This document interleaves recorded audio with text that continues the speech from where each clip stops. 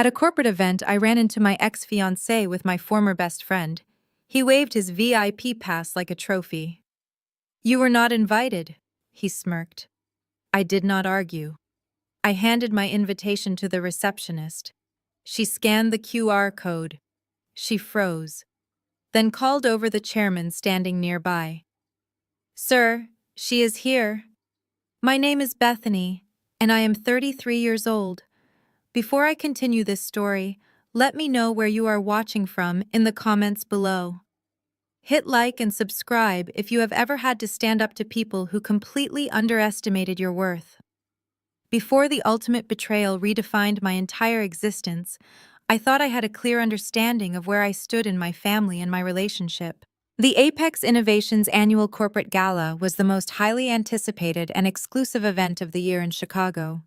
The grand entrance of the luxury hotel was a chaotic sea of flashing cameras, expensive black tie attire, and the kind of generational wealth that insulated people from the consequences of their terrible actions.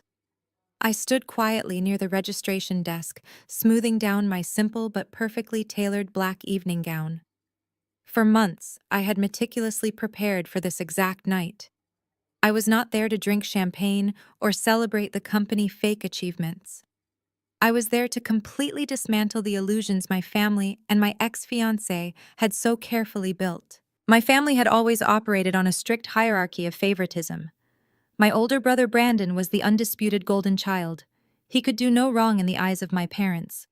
Brandon was a charismatic smooth talker who had fast-tracked his way to becoming the vice president of sales at Apex Innovations. Meanwhile, I was the quiet, analytical daughter.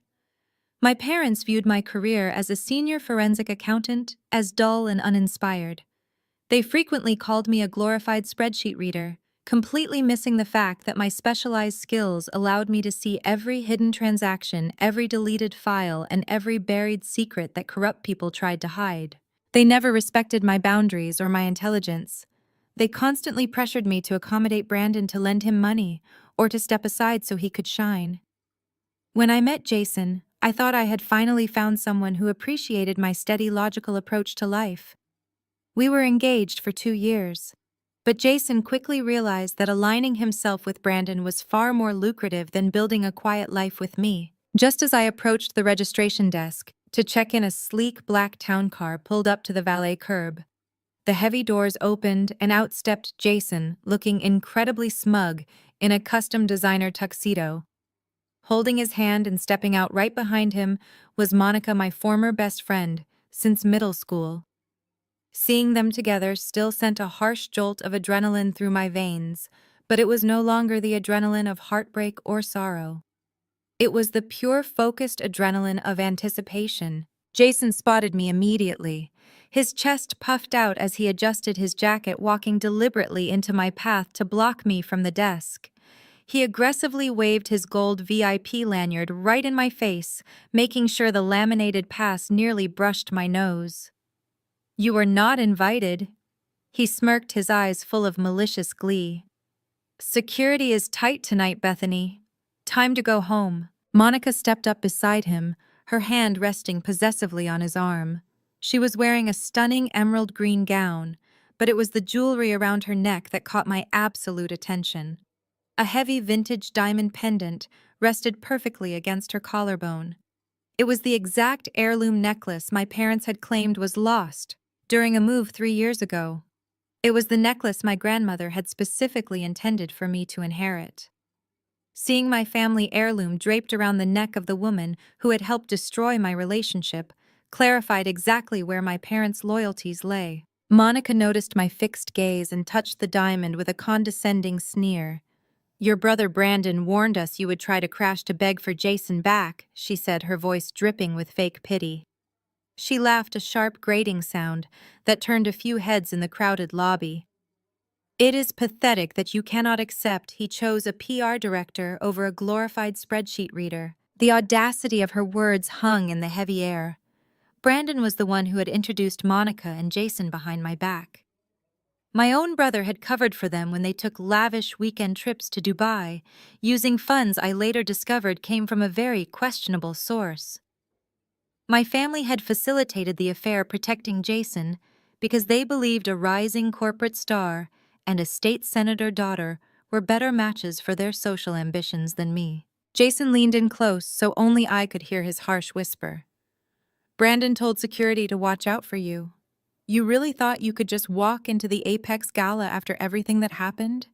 You do not belong in this circle, Bethany. You never did. Go back to your spreadsheets and let the real executives handle the business. I looked at the man I had almost married, the man who had proposed to me with a cheap cubic zirconia ring while secretly draining our joint savings account to buy Monica first-class plane tickets and expensive gifts. I looked at Monica, the woman I had shared all my deepest secrets with, who was now proudly wearing my stolen family legacy. They stood there so confident in their victory, completely unaware that the ground beneath them was about to violently crumble. I did not argue. I did not yell. I did not break down in tears the way they clearly expected and wanted me to. I simply turned away from them and stepped up to the head receptionist at the registration desk. She was a young woman looking incredibly overwhelmed by the demanding crowd of elite guests. I pulled out my phone, opening a specific secure application, and held the bright screen toward her. Scan it, I said flatly. The receptionist offered a polite, practiced customer service smile and raised her digital barcode scanner to my screen. A loud, sharp beep echoed from the machine. Instantly, the large terminal screen in front of her flashed a blinding red color with the words Code 0 blinking rapidly. The receptionist froze completely. Her customer service smile vanished, replaced by sheer, unadulterated terror. Her hands began trembling so violently she nearly dropped the heavy scanner onto the desk. She did not ask me for my name or my identification.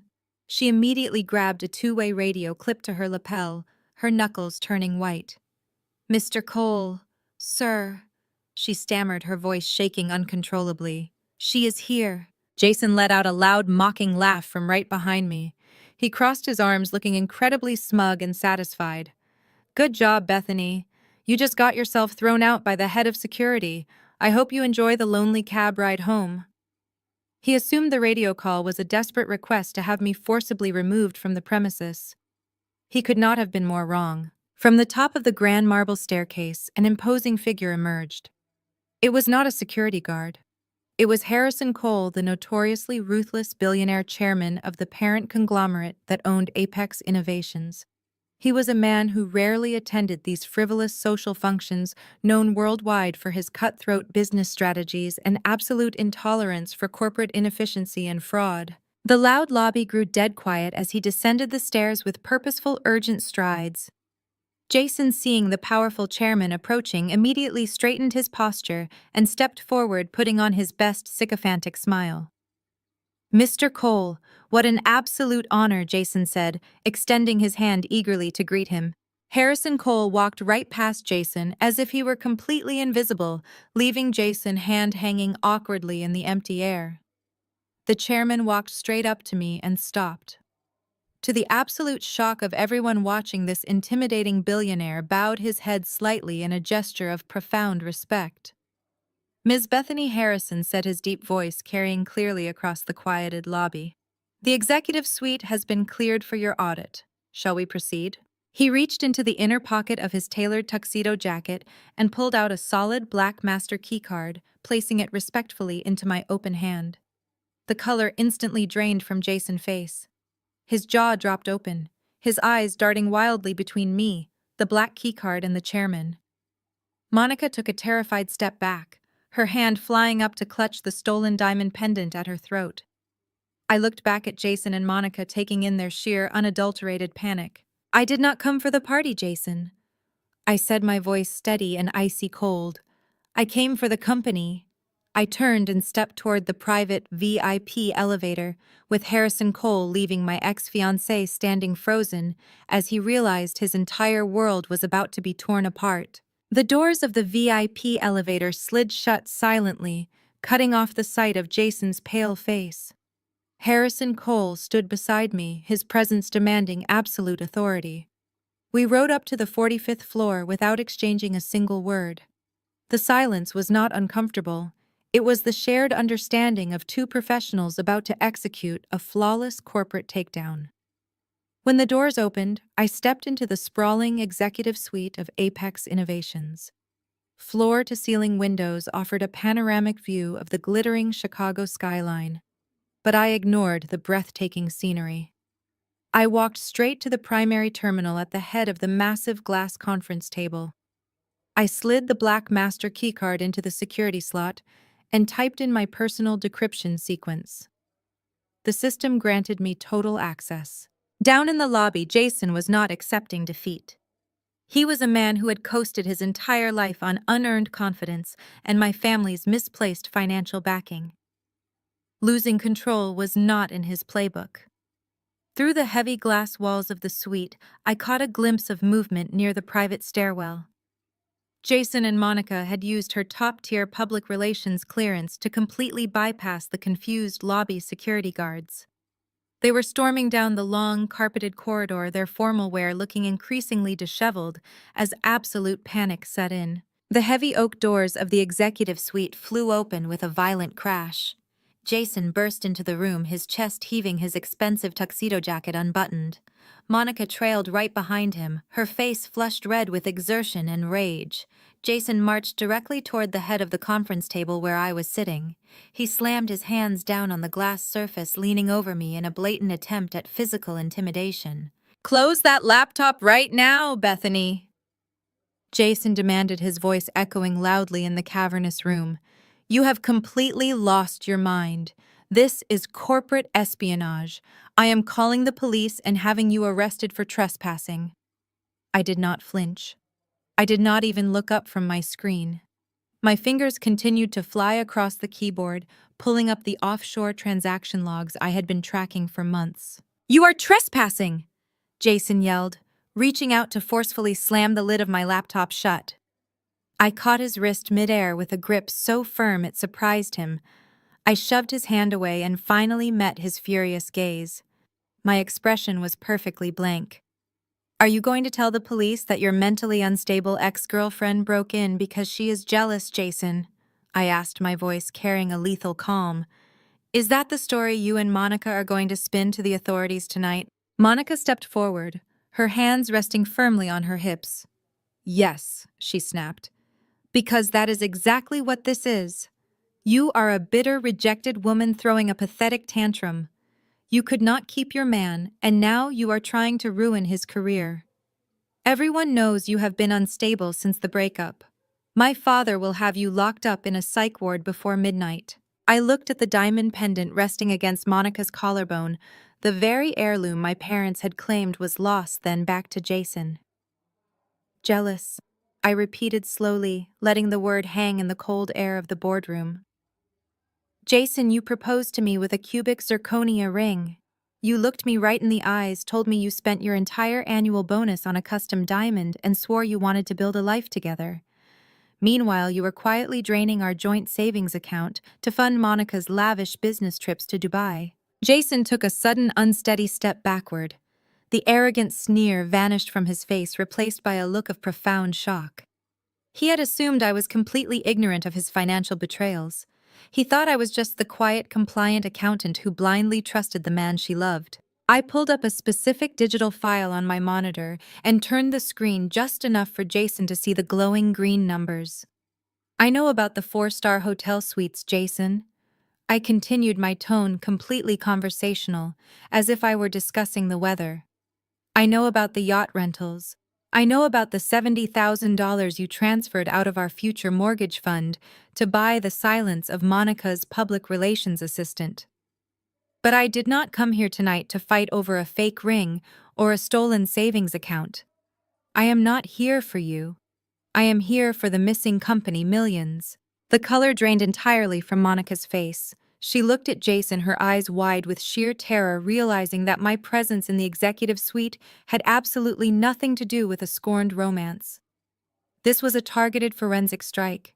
I had followed the money and the trail led straight to their doorstep. "You have no proof of anything," Jason stammered, his voice dropping an octave as raw fear set in. "You are making wild, defamatory accusations. You are a low-level auditor.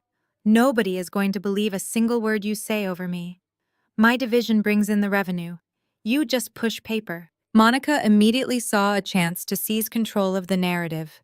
She reached into her designer clutch and pulled out her smartphone.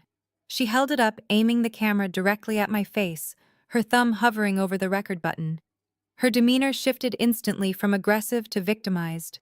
She forced tears to well up in her eyes, adopting a trembling, fearful voice designed perfectly for a viral social media post. "Please leave us alone, Bethany!" Monica cried out for the camera, her performance sickeningly convincing. "We understand you are hurting, but breaking into our corporate office and threatening us is insane. Please, you need psychiatric help. We just want you to be safe. Stop trying to destroy Jason's life just because he did not want to marry you." She intended to broadcast this fabricated breakdown to her thousands of followers, securing her position as the innocent victim of an unhinged stalker. She was ready to hit post and destroy my professional reputation forever. Before she could press the button, the heavy oak doors of the executive suite swung open again. Harrison Cole walked in, flanked by two massive armed security guards. The chairman's face was carved from granite. He surveyed the chaotic scene, his sharp eyes taking in Jason's panicked sweating and Monica's ridiculous theatrical display with utter disgust. "Put the phone away!" Harrison commanded, his voice cutting through the room like a steel blade. Monica jumped, nearly dropping her device. She quickly scrambled to hide the phone back inside her clutch, her fake tears drying up instantly under the billionaire's terrifying glare. "Mr. Cole." Jason started, his voice cracking as he tried to salvage the disastrous situation. "This woman is a trespasser. She is a former associate who is harassing my team. I was just about to have security escort her out." Harrison ignored Jason completely. He walked past the trembling executive and moved directly to the central podium at the far end of the boardroom.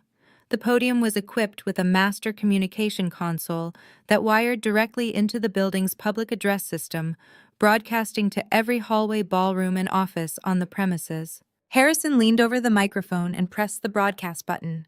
A sharp electronic chime echoed through the entire Apex Innovations tower, bringing the loud gala downstairs to an immediate halt. "Attention all Apex staff and guests," Harrison announced, his deep, authoritative voice resonating through every speaker in the massive building. "Effective immediately, there has been a restructuring at the highest level of this corporation. Please welcome your new interim chief executive officer, Ms. Bethany. She has been appointed directly by the board of directors to lead an emergency investigation into internal financial fraud. She operates with my full and absolute authority. Any employee who fails to cooperate with her audit will be terminated on the spot." Harrison released the broadcast button and turned his piercing gaze back to Jason and Monica. They stood completely paralyzed, looking as though the floor had just dropped out from beneath their expensive shoes. The reality of the situation crashed over them. I was no longer the discarded fiancé they could bully and manipulate. I was their boss. I was the person holding the keys to their entire future. I turned my chair slowly to face them, resting my hands on the glass table. The numbers on my screen continued to compile, gathering every piece of digital evidence required to send both of them to federal prison. "I suggest you return to the gala, Jason," I said calmly. "Enjoy the champagne. It might be the last free drink you have for a very long time." The crisp morning sun glared through the floor-to-ceiling windows of the primary Apex Innovations boardroom, illuminating a space that felt entirely different from the champagne-soaked gala of the previous night. It was exactly 8 in the morning on my first official day as interim chief executive officer. I sat at the head of the massive mahogany table, a position that felt foreign yet entirely correct. My posture was perfectly straight, my hands resting lightly on the cool glass surface. Around me, the air was thick with tension. I had called an emergency mandatory board meeting, pulling every senior executive away from their morning coffees and comfortable routines. They filed into the room with hushed whispers and nervous glances, clearly unsettled by the sudden shift in corporate power. They knew Harrison Cole had appointed me, but they did not yet understand why. Before the final executive could even take their seat, the heavy double doors of the boardroom swung open with an aggressive force. My older brother Brandon marched into the room. As the vice president of sales, he always carried himself with an insufferable swagger, a byproduct of spending 35 years as the undisputed golden child of our family. He was wearing a sharp, custom-tailored navy suit, his jaw set in a hard line of absolute fury. Trailing closely behind him was Jason, looking significantly worse for wear. Jason's eyes were bloodshot. His tie was slightly crooked and a sheen of nervous sweat coated his forehead. They had clearly spent the entire night scrambling, trying to figure out how to survive the trap I had just locked them inside. Brandon did not even look at me. He immediately turned his attention to the older, more established members of the board, launching into a desperate campaign to hijack the meeting before I could speak a single word. He paced the length of the table, projecting his voice with the polished charisma of a seasoned salesman. "We are facing an unprecedented and highly irregular security threat this morning," Brandon announced, gesturing broadly with his hands.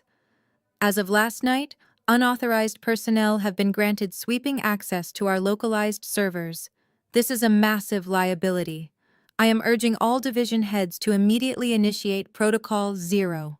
We need to manually lock down our localized networks and sever the mainframe connection to protect our proprietary data from this rogue temporary auditor." A low murmur rippled through the room. Several executives shifted uncomfortably in their expensive leather chairs. Brandon was a popular figure in the company, known for securing massive client accounts and hosting lavish corporate retreats. He was banking heavily on his social capital to turn the executives against me. He wanted to create a localized firewall, effectively locking me out of the specific departmental servers where he and Jason had buried their illicit transactions. Jason chimed in, his voice slightly higher than usual, attempting to sound authoritative. "This is about corporate stability," Jason added, wiping his brow. "We cannot allow an unchecked emotional employee to tear through our secure files just because she was handed a keycard. We need to vote right now to suspend her access until the full board can review this supposed appointment." The older executives looked torn. They were career loyalists who despised sudden change. Brandon saw their hesitation and realized he needed to strike a more personal, humiliating blow to completely undermine my authority. He finally turned his gaze toward me, walking slowly to the head of the table. He stopped directly in front of my chair and leaned over, placing his palms flat on the polished mahogany. He stared down at me with the exact same condescending expression he had used since we were teenagers. He slammed his fist down hard on the table, the sudden violent sound silencing the room completely. "Bethany, stop throwing a tantrum," Brandon ordered, his voice echoing loudly in the absolute quiet. He spoke to me not as a colleague, but as a misbehaving child. It was a deliberate, calculated tactic designed to strip away my professional credibility in front of the entire board. "Mom and Dad are already embarrassed enough by your behavior last night. You are disrupting my sales division with this ridiculous power trip. We have actual business to run here. Turn over the administrator codes and go back to your cubicle where you belong." The silence in the boardroom deepened. Every executive held their breath, waiting to see how the newly appointed interim CEO would handle being publicly humiliated by her own flesh and blood. Brandon stood tall, a smirk playing at the corner of his lips. He was absolutely certain that invoking our parents would force me into submission. It was the ultimate trump card in his mind, the lifelong dynamic where he demanded respect, and I quietly yielded to keep the peace at home. I did not break eye contact with him. I did not raise my voice, and I certainly did not shrink back into my chair. Instead, I calmly reached down beside my feet and unclasped my leather briefcase. I pulled out a physical object, a thick, heavy red-bound ledger. It was a comprehensive hard-copy printout of the digital forensic trail I had spent the last 8 hours securing on the secure mainframe. I raised the heavy ledger and dropped it directly onto the center of the mahogany table. The dull, heavy thud resonated through the room like a gavel striking a sound block. I looked directly into my brother's eyes, stripping away decades of forced sibling loyalty. "Is this the same sales division Mom and Dad mortgaged their retirement home to bail out last year?" I asked, my voice carrying a lethal, unwavering calm. Brandon's smirk vanished instantly. The color drained from his face, leaving him looking sickly and pale. He opened his mouth, but no words came out. He simply stared at the red ledger as if it were a live explosive. I stood up slowly, ensuring that my voice carried to the furthest corners of the boardroom. I addressed Brandon directly, but I made sure every single executive heard the details of his betrayal. Because according to my forensic sweep, I continued my tone sharp and clinical. 40% of those family bailout funds never actually made it into the company operating accounts. You convinced our parents that you needed that money to save your division from bankruptcy. You let them risk the roof over their heads for your career. But those funds did not go to Apex Innovations. I tapped the cover of the red ledger with my index finger. I followed the digital routing numbers. The money was systematically funneled through a series of shell vendors. They went straight into Jason Offshore Limited Liability Corporation in the Cayman Islands. A collective audible gasp swept through the boardroom. The older executives, the ones who had been nodding along with Brandon just moments ago, physically recoiled in their chairs. The accusation was massive. It was not just corporate embezzlement. It was felony wire fraud, money laundering, and the absolute devastating exploitation of our own parents. Brandon's chest began to heave. The charismatic, untouchable golden child was suddenly hyperventilating in front of his peers. The sheer reality of his exposure short-circuited his brain. Driven by blind, desperate panic, he let out a guttural sound and lunged completely across the wide mahogany table. His arms stretched out, his hands grasping frantically to snatch the red ledger away from me, as if physically destroying the book would somehow erase the digital evidence stored safely on the mainframe. I anticipated the move. I swiftly slid the ledger to the left, pulling it completely out of his reach. Brandon's momentum carried him too far. His chest slammed hard against the edge of the table, his arms flailing uselessly across the glass. He slipped and scrambled, looking entirely pathetic and unhinged in front of the very executives he had just tried to rally. As Brandon struggled to push himself back up, Jason realized that physical intimidation was not going to work. The offshore accounts had been explicitly tied to his name. The Cayman Island entity was his personal vault. He was sweating so profusely that large wet patches had formed under the arms of his suit. He stepped around Brandon, his hands shaking violently as he reached into the inner pocket of his jacket. He pulled out a thick, folded legal document and slammed it down onto the table, placing it directly between me and the red ledger. He bared his teeth, a wild, cornered look in his eyes. "You cannot use that ledger," Jason sneered, his voice cracking with desperation and rage. "You cannot use any of those files, Bethany." He pressed his hand flat against the legal document, pushing it closer to me. "I just left the courthouse. I filed an emergency injunction with a federal judge at 7 in the morning. This court order legally blocks your access to my division files and any accounts associated with my name. You have a massive documented conflict of interest given our personal history. You are legally locked out, Bethany. You cannot touch me." Jason stood in the boardroom, panting heavily, as his hand pressed flat against the bogus legal document. I glanced down at the injunction. It was a desperate maneuver signed by a judge known to golf regularly with Monica Father. The document temporarily froze my direct access to Jason's specific divisional subfolders. Jason's chest puffed out with artificial confidence, believing he had just successfully neutralized my entire audit. He did not realize that as interim chief executive officer, my scope extended far beyond his localized sandbox. I simply looked at him, then picked up my red ledger and walked out of the boardroom without saying another word. Let them think they had won the morning. I had the entire corporate infrastructure at my disposal, and I was already drafting a counterfiling with the Federal Oversight Committee to completely bypass the corrupt local judge. Just as I reached my temporary executive office to initiate the next phase of my forensic sweep, my personal cell phone vibrated violently against the desk. I glanced at the glowing screen and my blood ran instantly cold. It was a text message from my mother, Barbara. The message was typed entirely in frantic capital letters. She wrote that my father Thomas had suddenly collapsed in the kitchen, clutching his chest in absolute agony. She claimed that emergency services were taking too long to dispatch an ambulance to their area, so she was driving him straight back to their suburban house and waiting for the paramedics to arrive there. She begged me to come immediately, stating she did not know if he would survive the hour and that he was asking for me. Despite everything that had just transpired, despite the blatant favoritism and the massive financial betrayal involving Brandon, they were still my parents. The ingrained, daughterly panic completely overrode my logical forensic mind. A heart attack was not something you ignored out of spite. I dropped the red ledger onto my desk, grabbed my car keys, and sprinted for the private elevator.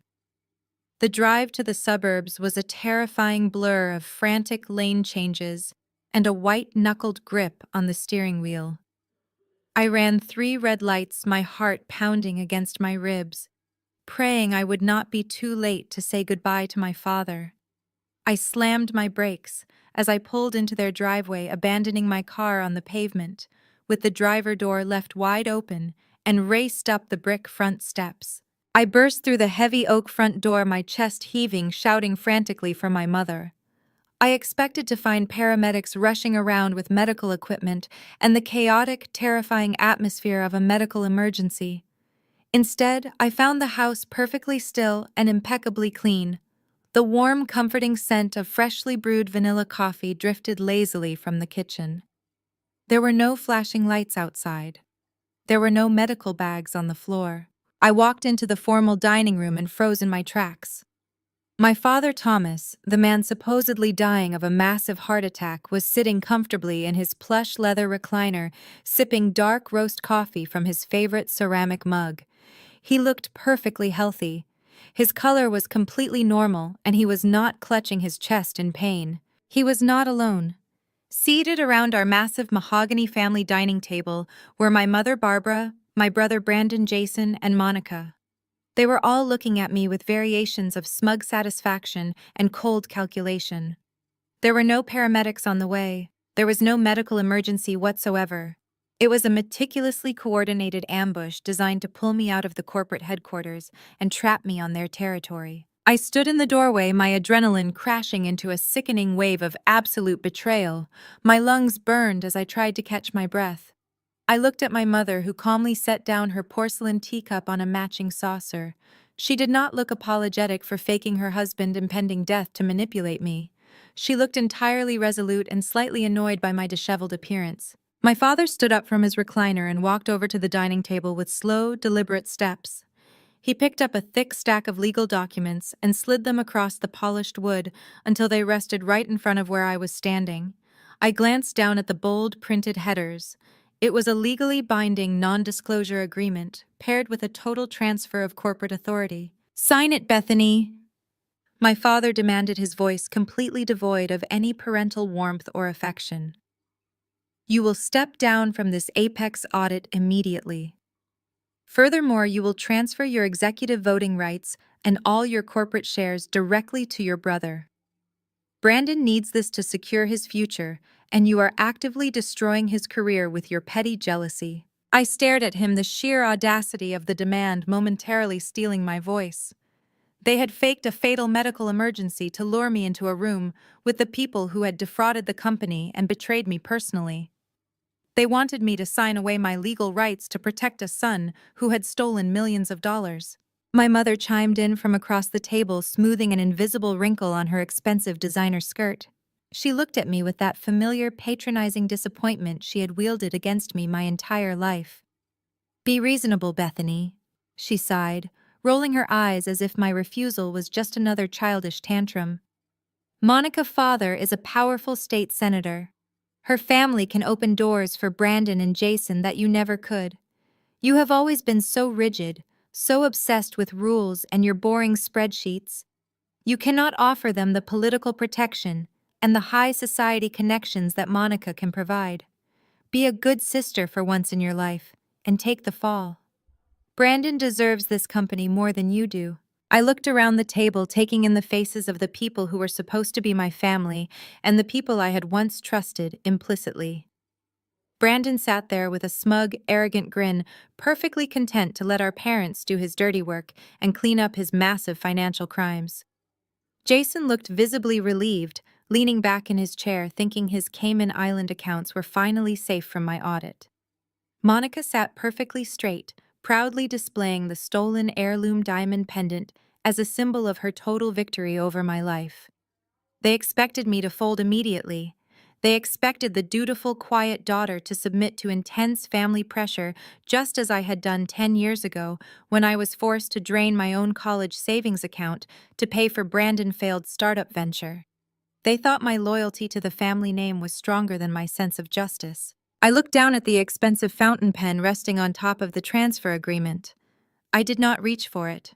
I did not even flinch. I looked my father dead in the eye and crossed my arms firmly over my chest. "I will not sign away my company to protect your criminal son, Thomas," I stated coldly, refusing to call him Dad. Family does not use a fake heart attack to extort their own daughter. My father's face instantly turned a dark, furious shade of purple. The veins in his neck bulged visibly against his collar as he slammed his fist down hard on the mahogany table, rattling the coffee cups. He realized that the obedient daughter he thought he could control was completely gone. He reached down into his leather briefcase sitting on the floor and pulled out a secondary thick manila file folder.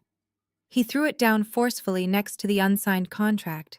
"If you do not sign this right now, we take this secondary file to a federal judge tomorrow morning." My father spat out, his voice dripping with absolute malice. "Inside this folder is a sworn signed affidavit from your former therapist. It explicitly states that you are prone to severe delusional and highly vindictive episodes stemming from your recent breakup.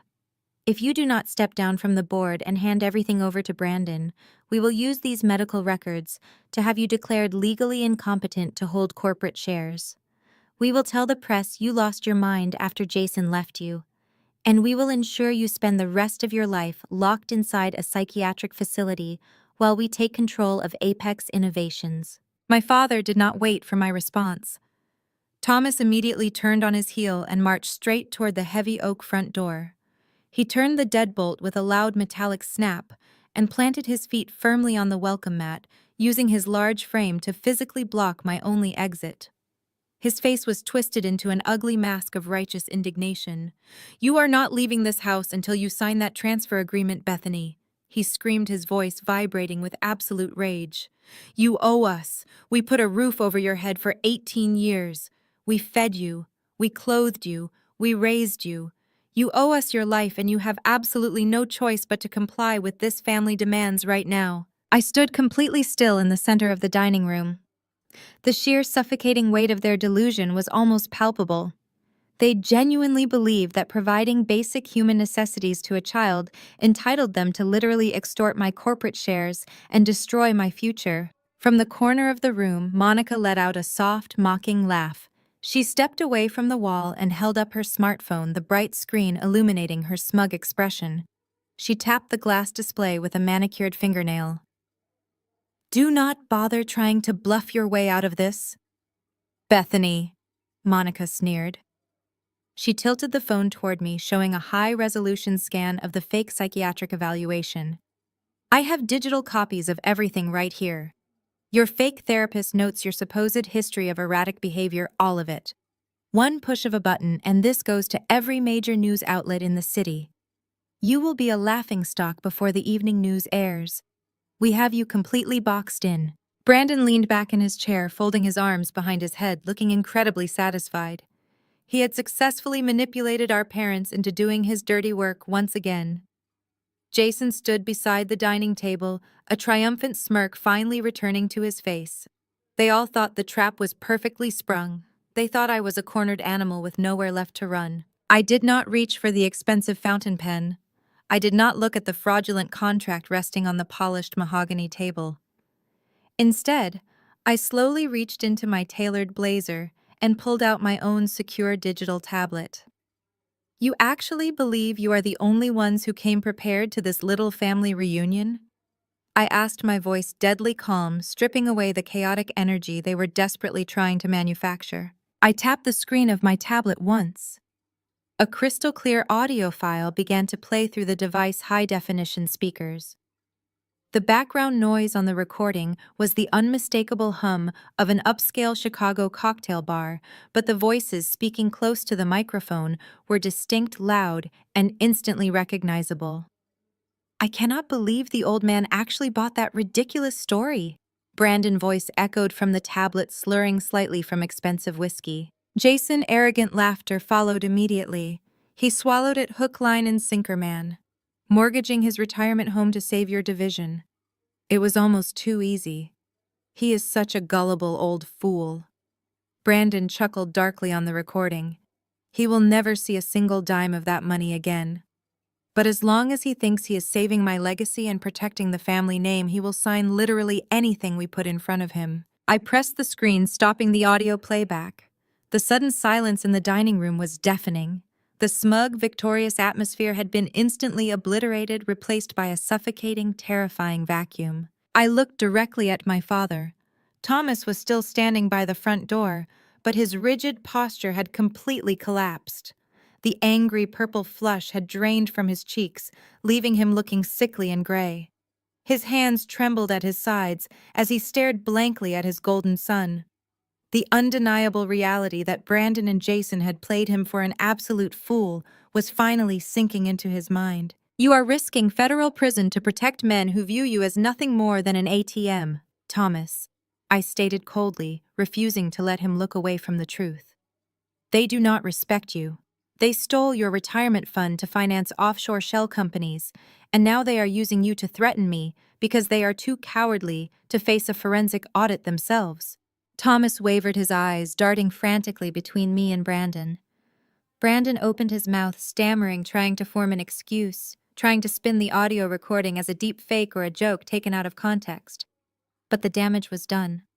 The invincible alliance of the Golden Child was fracturing. Sensing her entire world slipping out of her control, Barbara suddenly slammed her hands on the table and jumped to her feet.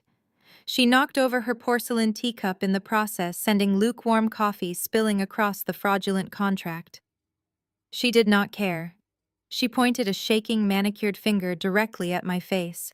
I will call the police right now, Bethany! Barbara shrieked, doubling down on her manipulation with terrifying intensity. I will dial emergency services and tell them you kicked the door down. I will tell them you flew into a jealous rage and physically assaulted me and your father. Who do you think the authorities are going to believe? The prominent, respectable suburban mother, or the disgruntled daughter with a documented history of mental instability?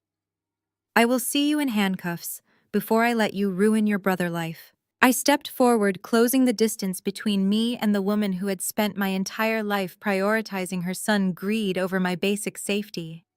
I did not raise my voice, but the absolute venom in my tone made her physically recoil. Call them, Barbara, I commanded, staring dead into her eyes. Please call the police right now, because the second those officers walk through that door, I am going to hand them a very specific financial report. I swiped across my tablet screen and turned it to face her. Did you really think I would never run a forensic sweep on my own identity? I asked. I know exactly what you and Thomas did a decade ago. I know Thomas used my social security number to forge documents and open a massive fraudulent line of credit. You stole my identity to pay for Brandon imported sports car for his 21st birthday. You ruined my credit score before I even graduated from college, all to preserve the illusion of your wealth. Thomas let out a choked gasp from the doorway, his hand flying to his chest. Barbara's eyes widened in sheer, unadulterated terror. They had assumed that secret was buried forever. But here is the absolute best part, Barbara. I continued, my voice sharp and relentless. Because that specific fraudulent line of credit is still actively attached to Brandon's current offshore accounts, the financial crime is considered ongoing by federal authorities. There is no statute of limitations on ongoing wire fraud. You and Thomas are looking at a mandatory minimum sentence in federal prison, so please pick up the phone and call the police. Make my day. Barbara's legs gave out. She collapsed back into her dining chair, her face buried in her trembling hands. Thomas leaned heavily against the front door, looking like a man who had just been handed a death sentence. The realization that they had absolutely no leverage, no power, and no escape was absolute. The meticulously planned extortion trap had spectacularly failed. Brandon sat frozen in his chair, completely speechless, staring at the spilled coffee soaking into the useless contract. Monica lowered her phone, her smug expression entirely wiped away by the reality of federal prison sentences. But instead of surrendering, Jason went into a state of sheer, irrational panic. He realized his Cayman Island accounts, his lavish lifestyle, and his entire corporate career were evaporating right in front of his eyes. Logic completely abandoned him. Driven by pure spite and desperation, he lunged across the dining room. He snatched Thomas' open laptop off the side buffet table. His fingers flew violently across the keyboard, navigating through his email client with frantic speed. "Jason, what are you doing?" Brandon yelled, finally breaking out of his paralyzed state. Jason ignored him. He hit a sequence of keys with aggressive force and slammed his finger down hard on the enter button. A loud digital swoosh sounded from the laptop speakers, confirming the message had been sent. Jason slowly lowered the laptop and looked across the room at me. His chest was heaving, but the panic in his eyes was rapidly morphing into a wicked, unhinged grin. He had decided that if he was going to burn, he was going to drag me straight into the inferno with him. "I just sent the file," Jason said, a manic edge to his voice. "I just emailed your complete medical records, the therapist affidavit, and a fabricated, digitally signed confession of corporate espionage directly to Harrison Cole and every major financial press outlet in Chicago." He dropped the laptop onto the floor, the expensive machine cracking against the hardwood. He crossed his arms, looking at me with pure toxic triumph. "You are fired, Bethany." Jason spat, his eyes wide and wild. "It is over. You are done." Jason stood there panting, his chest heaving under his expensive tailored suit, waiting for me to break down in tears. He expected me to drop to my knees and beg for mercy. He truly believed that the threat of sudden public humiliation, paired with a fabricated corporate espionage charge, would paralyze me. Instead, I looked at the cracked screen of my father-damaged laptop resting on the hardwood floor, and then I looked back at Jason. A cold, sharp clarity washed over my entire body. Jason was a profoundly arrogant man, but he was also a predictable coward. Sending those emails to Harrison Cole and the press was not his actual endgame. It was nothing more than a desperate smokescreen. It was a digital distraction designed specifically to force me into a defensive position, making me scramble to clear my name and salvage my professional reputation while the real crime was actively being erased. I knew exactly what his next move had to be. The offshore transaction records and the Cayman Island routing numbers were legally frozen by his bogus morning injunction, but the physical hard drives housing the raw, unencrypted data were still spinning right now in the Apex Innovations sub-basement. Jason knew the federal authorities would bypass his corrupt local judge within 48 hours. He needed to physically destroy the hardware before the feds could secure a federal subpoena for the server racks. I turned my back on the entire dining room, completely ignoring my mother, hysterical sobbing, and my father, stunned, gray-faced silence. I walked straight out the heavy oak front door, leaving the wreckage of my supposed family behind, without a single backward glance. I sprinted down the brick walkway, jumped into my car, and threw the transmission into reverse. The tires squealed violently against the pavement as I tore out of the quiet suburban driveway. I merged onto the highway, pushing the engine to its absolute limit. As I sped back toward the glittering Chicago skyline, my cell phone vibrated relentlessly in the passenger seat. Notifications poured in like a digital avalanche. Urgent emails from Apex board members, frantic text messages from public relations executives, and missed calls from Harrison Cole himself, all reacting in real time to the massive fabricated data dump Jason had just triggered. I ignored every single alert. Responding to the fake scandal would cost me precious minutes I did not have. I had to beat Jason and Brandon to the primary server room. They would be right behind me, likely taking my father's secondary vehicle to avoid drawing attention. They were desperate, running on pure adrenaline and blind panic, which meant they were going to be remarkably careless. I pulled into the subterranean executive parking garage of the Apex Tower. The massive concrete structure was eerily quiet. the normal daytime administrative staff completely unaware of the vicious corporate warfare unfolding in the shadows beneath their feet. I bypassed the standard security checkpoints, utilizing the master decryption sequence Harrison Cole had granted me just hours ago. The private service elevator dropped silently into the lowest levels of the building. The air down here was frigid aggressively, air-conditioned to a constant 55 degrees to keep the massive server towers from overheating. I stepped out into the dimly lit sterile concrete corridor. I knew exactly where I was going. I slipped inside the main server hub long before they arrived. The room was a cavernous windowless vault, filled with endless rows of towering black metal racks.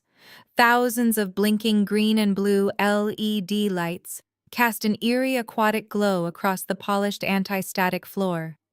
The constant deafening hum of heavy-duty cooling fans masked the sound of my footsteps. I found a rolling office chair, tucked near an isolated technician workstation, pulled it into the darkest far corner of the room, and sat down. I crossed my arms firmly over my chest, perfectly blending into the shadows, and I waited. 15 minutes later, the heavy, reinforced steel door to the server room beeped rapidly and clicked open. Jason had clearly stolen a master access keycard from Brandon. 3 distinct silhouettes slipped quickly into the frigid room: Jason, Brandon, and Monica. They were moving frantically, their breathing loud and ragged, cutting through the mechanical hum of the servers. Brandon was carrying a heavy canvas duffel bag slung over his shoulder. He unzipped it with shaking hands and pulled out 2 solid steel sledgehammers. He handed one of the heavy tools to Jason. They did not waste time looking around the room. They moved directly toward aisle 4, the specific localized hub that housed the sales division proprietary data and the routing histories for Jason offshore Cayman accounts. A sickening, violent crunch echoed through the cavernous vault as Jason swung the heavy steel hammer directly into the glass and metal casing of the first server rack. A bright shower of orange sparks rained down onto the floor as the protective casing shattered. Brandon followed suit, immediately bringing his hammer down on the secondary drive unit with a guttural, aggressive grunt. They were blindly destroying millions of dollars of delicate company hardware in a pathetic attempt to obliterate a financial trail. I reached out and slammed my palm against the master illumination switch on the concrete wall beside me. The overhead fluorescent lights snapped on with a blinding, sterile white flash, instantly flooding the entire room and eliminating every shadow. Jason and Brandon froze mid-swing. They spun around, holding their heavy hammers in the air, shielding their eyes from the sudden aggressive glare. Monica let out a startled, high-pitched shriek, dropping a pair of heavy wire cutters onto the floor with a loud clatter. When their eyes finally adjusted to the harsh lighting, they saw me sitting perfectly still in the corner, watching them openly vandalize federal evidence. Brandon dropped his hammer entirely. The heavy tool slammed against the floor. His face drained of all color, his arrogant bravado instantly vanishing. He looked exactly like a cornered animal, realizing the steel trap was already locked shut. But Jason reacted completely differently. The initial shock of seeing me quickly morphed into a venomous, deeply arrogant sneer. He gripped the textured steel handle of his sledgehammer, tightly tapping the heavy metal head against the floor as he took a slow, menacing step toward me. "You really do not know when to quit, Bethany." Jason taunted, his voice echoing loudly in the sterile, brightly lit room. "You always were too slow. You never understood how the real world actually operates. Do you honestly think sitting there staring at me changes anything? It is just you, me, and Brandon down here in a soundproof vault. We are going to smash these drives into fine dust, and there is absolutely nothing you can do to stop us. You are pathetic. You have always been pathetic. Just like when we worked at the old firm." He took another slow step closer, raising the heavy hammer slightly, clearly trying to use his physical presence and the weapon to intimidate me into backing down.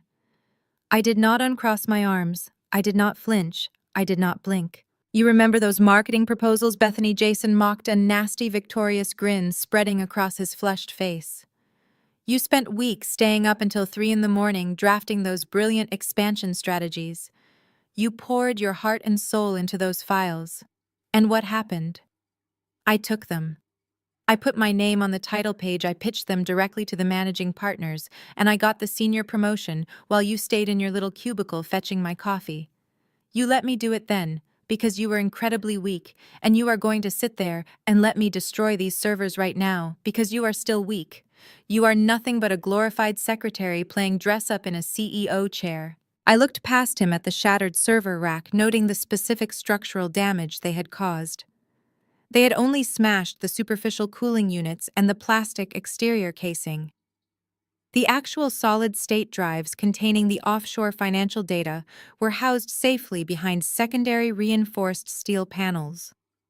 They were swinging blindly, destroying the wrong hardware entirely. I looked back at Jason, my expression completely blank and devoid of any emotion. You are destroying the backup atmospheric cooling systems, Jason Weiss stated calmly, my voice cutting through his arrogant monologue. The financial solid-state drives are securely mounted in aisle 7. You cannot even commit corporate sabotage correctly. Jason's face instantly flushed with hot, humiliating rage. He gripped the heavy sledgehammer with both hands, his knuckles turning pure white as he prepared to charge directly at me. But Monica suddenly reached out and grabbed his arm, jerking him backward. She looked wildly around the brightly lit server room, her eyes darting frantically from the smashed equipment to the high-definition security cameras mounted conspicuously in the upper corners of the vault. She realized instantly that the digital cover-up was a spectacular failure. They were caught red-handed holding weapons destroying property inside a highly restricted area. She needed a completely different narrative, and she needed it immediately. Monica locked eyes with me, her expression shifting from panic to absolute terrifying calculation. If they could not erase the financial crime, they would have to turn the situation into a violent physical altercation where they were the innocent victims. Monica spun around and sprinted toward the thick glass partition separating the server racks from the interior technician office. She did not brace herself. She intentionally threw her entire body weight backward. She slammed into the thick glass wall with a horrific, deafening crash. The heavy glass spiderwebbed instantly and exploded outward. Monica collapsed onto the hard concrete floor amidst the glittering, jagged shards. A sharp piece of broken glass sliced deeply into her upper arm, sending a stark rush of bright crimson blood pouring down her expensive designer sleeve. She clutched her bleeding arm and began to writhe on the floor, smearing blood across the polished surface. "Help us!" Monica screamed at the top of her lungs, staring directly into the blinking red light of the security camera above my head. Her voice was hysterical, piercing, and expertly designed to echo through the entire subterranean level. "Somebody help us. She has gone completely crazy. Bethany is trying to kill us. Call the police. She is trying to kill us."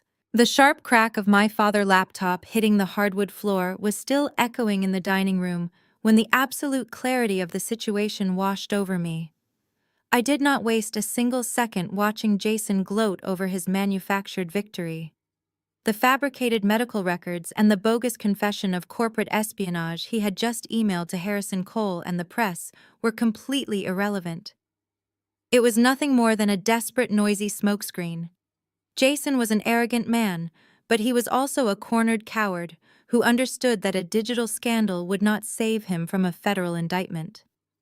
The offshore transaction records and the Cayman Island routing numbers were legally frozen by his morning injunction, but the physical hard drives housing that raw, unencrypted data were still spinning right now in the Apex Innovations sub-basement.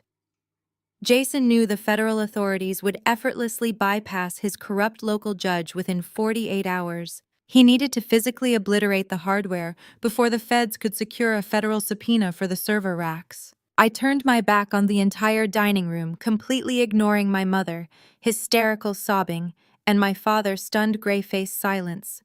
I walked straight out the heavy oak front door, leaving the wreckage of my supposed family behind without a single backward glance. I sprinted down the brick walkway, jumped into my car, and threw the transmission into reverse. The tires squealed violently against the pavement as I tore out of the quiet suburban driveway. I merged onto the highway, pushing the engine to its absolute limit as I sped back toward the glittering Chicago skyline. My cell phone vibrated relentlessly in the passenger seat. Notifications poured in like a digital avalanche. Urgent emails from Apex board members, frantic text messages from public relations executives, and missed calls from Harrison Cole himself, all reacting in real time to the massive fabricated data dump Jason had just triggered. I ignored every single alert. Responding to the fake scandal would cost me precious minutes I did not have. I had to beat Jason, Monica, and Brandon to the primary server room. They would be right behind me using the chaos of the press leak to slip past building security. They were desperate, running on pure adrenaline and blind panic, which meant they were going to be remarkably careless. I pulled into the subterranean executive parking garage of the Apex Tower. The massive concrete structure was eerily quiet, the normal daytime administrative staff completely unaware of the vicious corporate warfare unfolding in the shadows beneath their feet. I bypassed the standard security checkpoints utilizing the master decryption sequence Harrison Cole had granted me just hours ago. The private service elevator dropped silently into the lowest levels of the building. The air down here was frigid, aggressively air-conditioned to a constant 55 degrees to keep the massive server towers from overheating. I stepped out into the dimly lit, sterile concrete corridor. I knew exactly where I was going. I slipped inside the main server hub long before they arrived. The room was a cavernous, windowless vault filled with endless rows of towering black metal racks. Thousands of blinking green and blue LED lights cast an eerie aquatic glow across the polished anti-static floor. The constant deafening hum of heavy-duty cooling fans masked the sound of my footsteps. I found a rolling office chair tucked near an isolated technician workstation, pulled it into the darkest far corner of the room, and sat down. I crossed my arms firmly over my chest, perfectly blending into the shadows, and I waited. 15 minutes later, the heavy, reinforced steel door to the server room beeped rapidly and clicked open. Jason had clearly stolen a master access keycard from Brandon. 3 distinct silhouettes slipped quickly into the frigid dark room: Jason, Brandon, and Monica. They were moving frantically, their breathing loud and ragged, cutting through the mechanical hum of the servers. Brandon was carrying a heavy canvas duffel bag slung over his shoulder. He unzipped it with shaking hands and pulled out 2 solid steel sledgehammers. He handed one of the heavy, devastating tools to Jason. They did not waste time looking around the room. They moved directly toward Aisle 4, the specific localized hub that housed the sales division proprietary data and the routing histories for Jason offshore Cayman accounts. A sickening, violent crunch echoed through the cavernous vault as Jason swung the heavy steel hammer directly into the glass and metal casing of the first server rack. A bright shower of orange sparks rained down onto the floor as the protective casing shattered, the harsh sound of tearing metal completely violating the quiet hum of the basement. Brandon followed suit, immediately bringing his hammer down on the secondary drive unit with a guttural, aggressive grunt. They were blindly destroying millions of dollars of delicate company hardware in a pathetic, frantic attempt to obliterate a financial trail before law enforcement could arrive. I reached out and slammed my palm against the master illumination switch on the concrete wall beside me. The overhead fluorescent light snapped on with a blinding, sterile white flash, instantly flooding the entire room and eliminating every single shadow. Jason and Brandon froze mid-swing. They spun around, holding their heavy hammers in the air, shielding their eyes from the sudden aggressive glare. Monica let out a startled, high-pitched shriek, dropping a heavy flashlight onto the floor with a loud clatter. When their eyes finally adjusted to the harsh lighting, they saw me sitting perfectly still in the rolling chair in the corner, my arms crossed, watching them openly vandalize federal evidence. Brandon dropped his hammer entirely. The heavy tool slammed against the floor. His face drained of all color, his arrogant bravado instantly vanishing. He looked exactly like a cornered animal, realizing the steel trap was already locked shut. But Jason reacted completely differently. The initial shock of seeing me quickly morphed into a venomous, deeply arrogant sneer. He gripped the textured steel handle of his sledgehammer, tightly tapping the heavy metal head against the floor as he took a slow, menacing step toward me. He thought the heavy tool in his hands gave him absolute power over the situation. "You really do not know when to quit." "Bethany," Jason taunted, his voice echoing loudly in the sterile, brightly lit room. He raised the hammer slightly, resting the heavy steel head against his shoulder. You were always too slow. You never understood how to play the game, and you certainly never knew how to strike when it actually mattered. Do you honestly think sitting there staring at me changes anything? It is just you, me, and Brandon down here in a soundproof vault. We are going to smash these drives into fine dust, and there is absolutely nothing you can do to stop us. You are pathetic. You have always been pathetic. He took another slow step closer, a cruel, mocking laugh escaping his lips. You are exactly the same gullible little girl you were 5 years ago. Jason spat, his eyes wide and wild with adrenaline. Just like when I stole your marketing proposals at our old firm. You spent weeks staying up until 3 in the morning drafting those brilliant expansion strategies. You poured your heart and soul into those files. And what happened? I took them. I put my name on the title page, I pitched them directly to the managing partners, and I got the senior promotion and the massive bonus while you stayed in your little cubicle fetching my coffee. You let me do it then because you were incredibly weak, and you are going to sit there and let me destroy these servers right now because you are still weak. You are nothing but a glorified secretary playing dress-up in a CEO chair. I did not uncross my arms. I did not flinch. I did not blink. I looked past him at the shattered server rack, noting the specific structural damage they had caused. They had only smashed the superficial cooling units and the plastic exterior casing. The actual solid-state drives containing the offshore financial data were housed safely behind secondary reinforced steel panels. They were swinging blindly, destroying the wrong hardware entirely. I looked back at Jason, my expression completely blank and devoid of any emotion. You are destroying the backup atmospheric cooling systems, Jason, I stated calmly, my voice cutting through his arrogant monologue. The financial solid-state drives are securely mounted in aisle 7. You cannot even commit corporate sabotage correctly. Jason's face instantly flushed with hot, humiliating rage. He gripped the heavy sledgehammer with both hands, his knuckles turning pure white as he prepared to charge directly at me to silence my relentless calm. But before he could take another step, Monica suddenly reached out and grabbed his arm, jerking him backward. She looked wildly around the brightly lit server room, her eyes darting frantically from the smashed equipment to the heavy steel door. She realized instantly that the digital cover-up was a spectacular failure.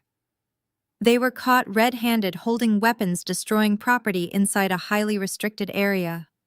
The authorities would not care about the fake emails Jason had sent. They would care about the physical destruction of corporate assets. Monica locked eyes with me, her expression shifting from panic to absolute terrifying calculation. If they could not erase the financial crime in the shadows, they would have to turn the situation into a violent physical altercation where they were the innocent victims. She needed a completely different narrative, and she needed it immediately. I did not move. I stayed perfectly seated in the chair watching her mind work, seeing an opportunity to frame me for a completely different crime. Monica spun around and sprinted toward the thick glass partition separating the server racks from the interior technician office. She did not brace herself. She intentionally threw her entire body weight backward. She slammed into the thick glass wall with a horrific, deafening crash. The heavy glass spiderwebbed instantly and exploded outward in a violent shower of jagged, glittering shards. Monica collapsed onto the hard concrete floor, rolling amidst the broken glass. A sharp piece of the shattered partition sliced deeply into her upper arm, sending a stark rush of bright crimson blood pouring down her expensive designer sleeve. She clutched her bleeding arm and began to writhe on the floor, smearing blood across the polished surface. She tilted her head back and let out a piercing, blood-curdling scream. "Help us!" Monica screamed at the top of her lungs, staring directly at the closed steel door. Her voice was hysterical, piercing, and expertly designed to echo through the entire subterranean level. "Somebody help us! She has gone completely crazy! Bethany is trying to kill us! Call the police! Somebody call the police! She is trying to kill us!" The metallic slam of the interrogation room door echoed off the cinder block walls, leaving a ringing sensation in my ears. The hard steel chair was bolted directly to the concrete floor, matching the heavy metal table resting between me and the two-way mirror. My wrists were still bound tightly behind my back in cold steel handcuffs, the metal biting sharply into my skin with every shallow breath I took. The local precinct smelled of stale coffee, industrial floor cleaner, and lingering desperation. I sat in perfect silence for nearly 2 hours, allowing the adrenaline of the server room raid to completely drain from my system. I needed my pulse to be slow. I needed my mind to be absolute ice. The heavy door clicked and swung open. The sudden influx of fluorescent light from the hallway illuminated the smug, victorious faces of the people who had spent my entire life trying to erase me. My father Thomas entered first, his posture rigid and authoritative, adjusting the lapels of his expensive wool coat. Barbara followed closely behind him, her face arranged into a flawless mask of maternal tragedy. Jason and Brandon brought up the rear, stepping into the cramped interrogation room with the swagger of conquering kings. A tired-looking precinct detective leaned against the doorframe, crossing his arms, and watching the family dynamic unfold with passive, bureaucratic disinterest. They had not come down to the station in the middle of the night to bail me out. They had come to deliver the final execution order. Thomas did not offer a single word of comfort. He did not ask if I was injured. He walked directly to the metal table, reached into the inner pocket of his coat, and pulled out a thickly folded legal document.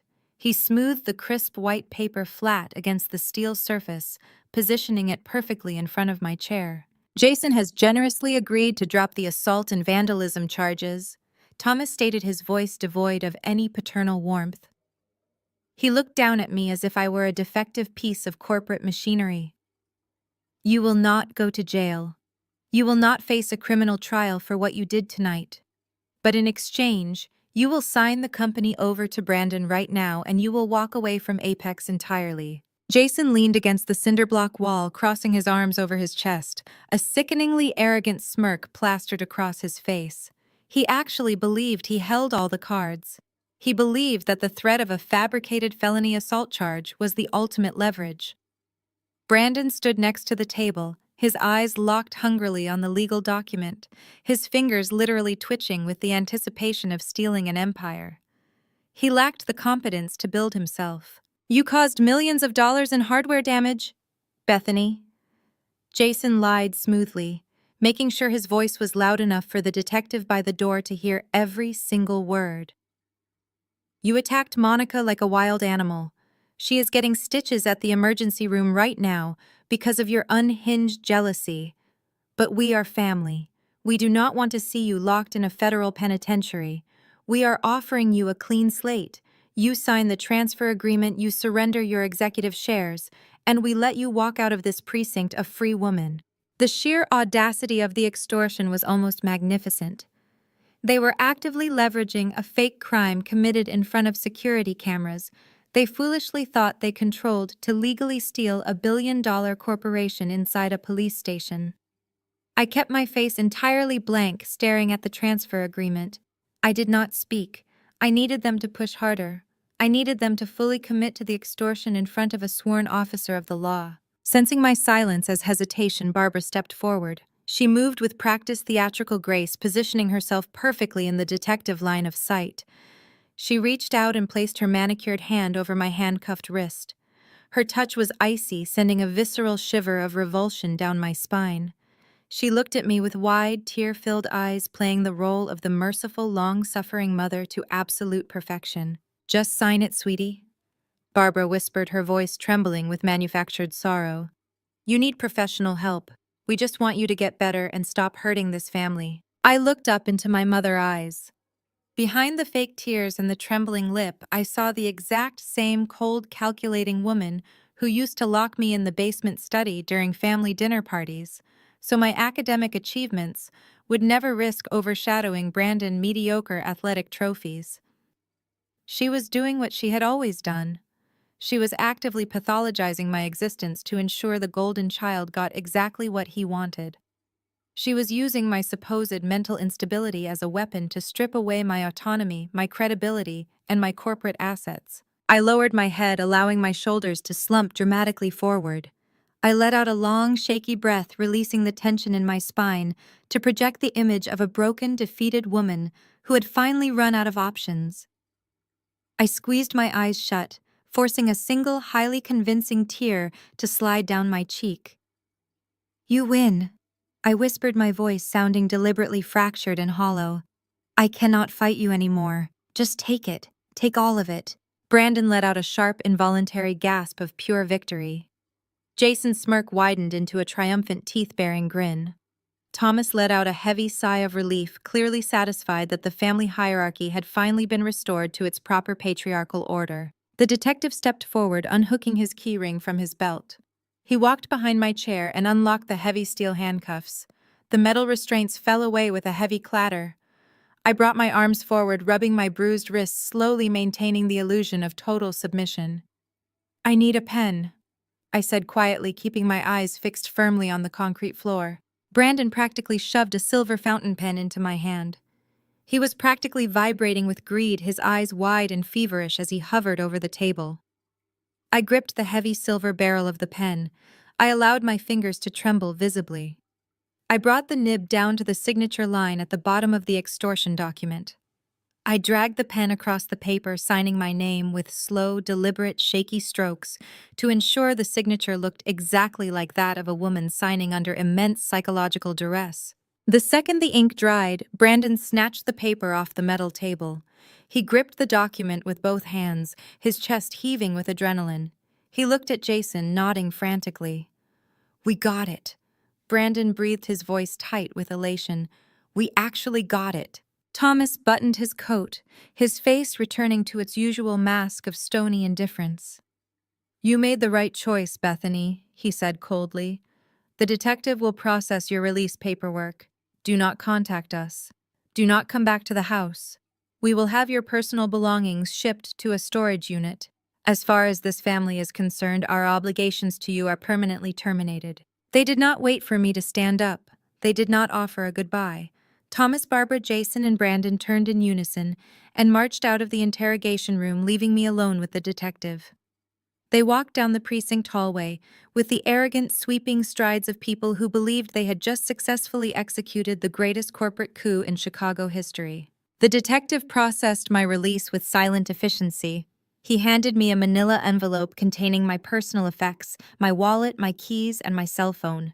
"You are free to go, Ms. Davis," he said quietly, holding the heavy precinct door open for me.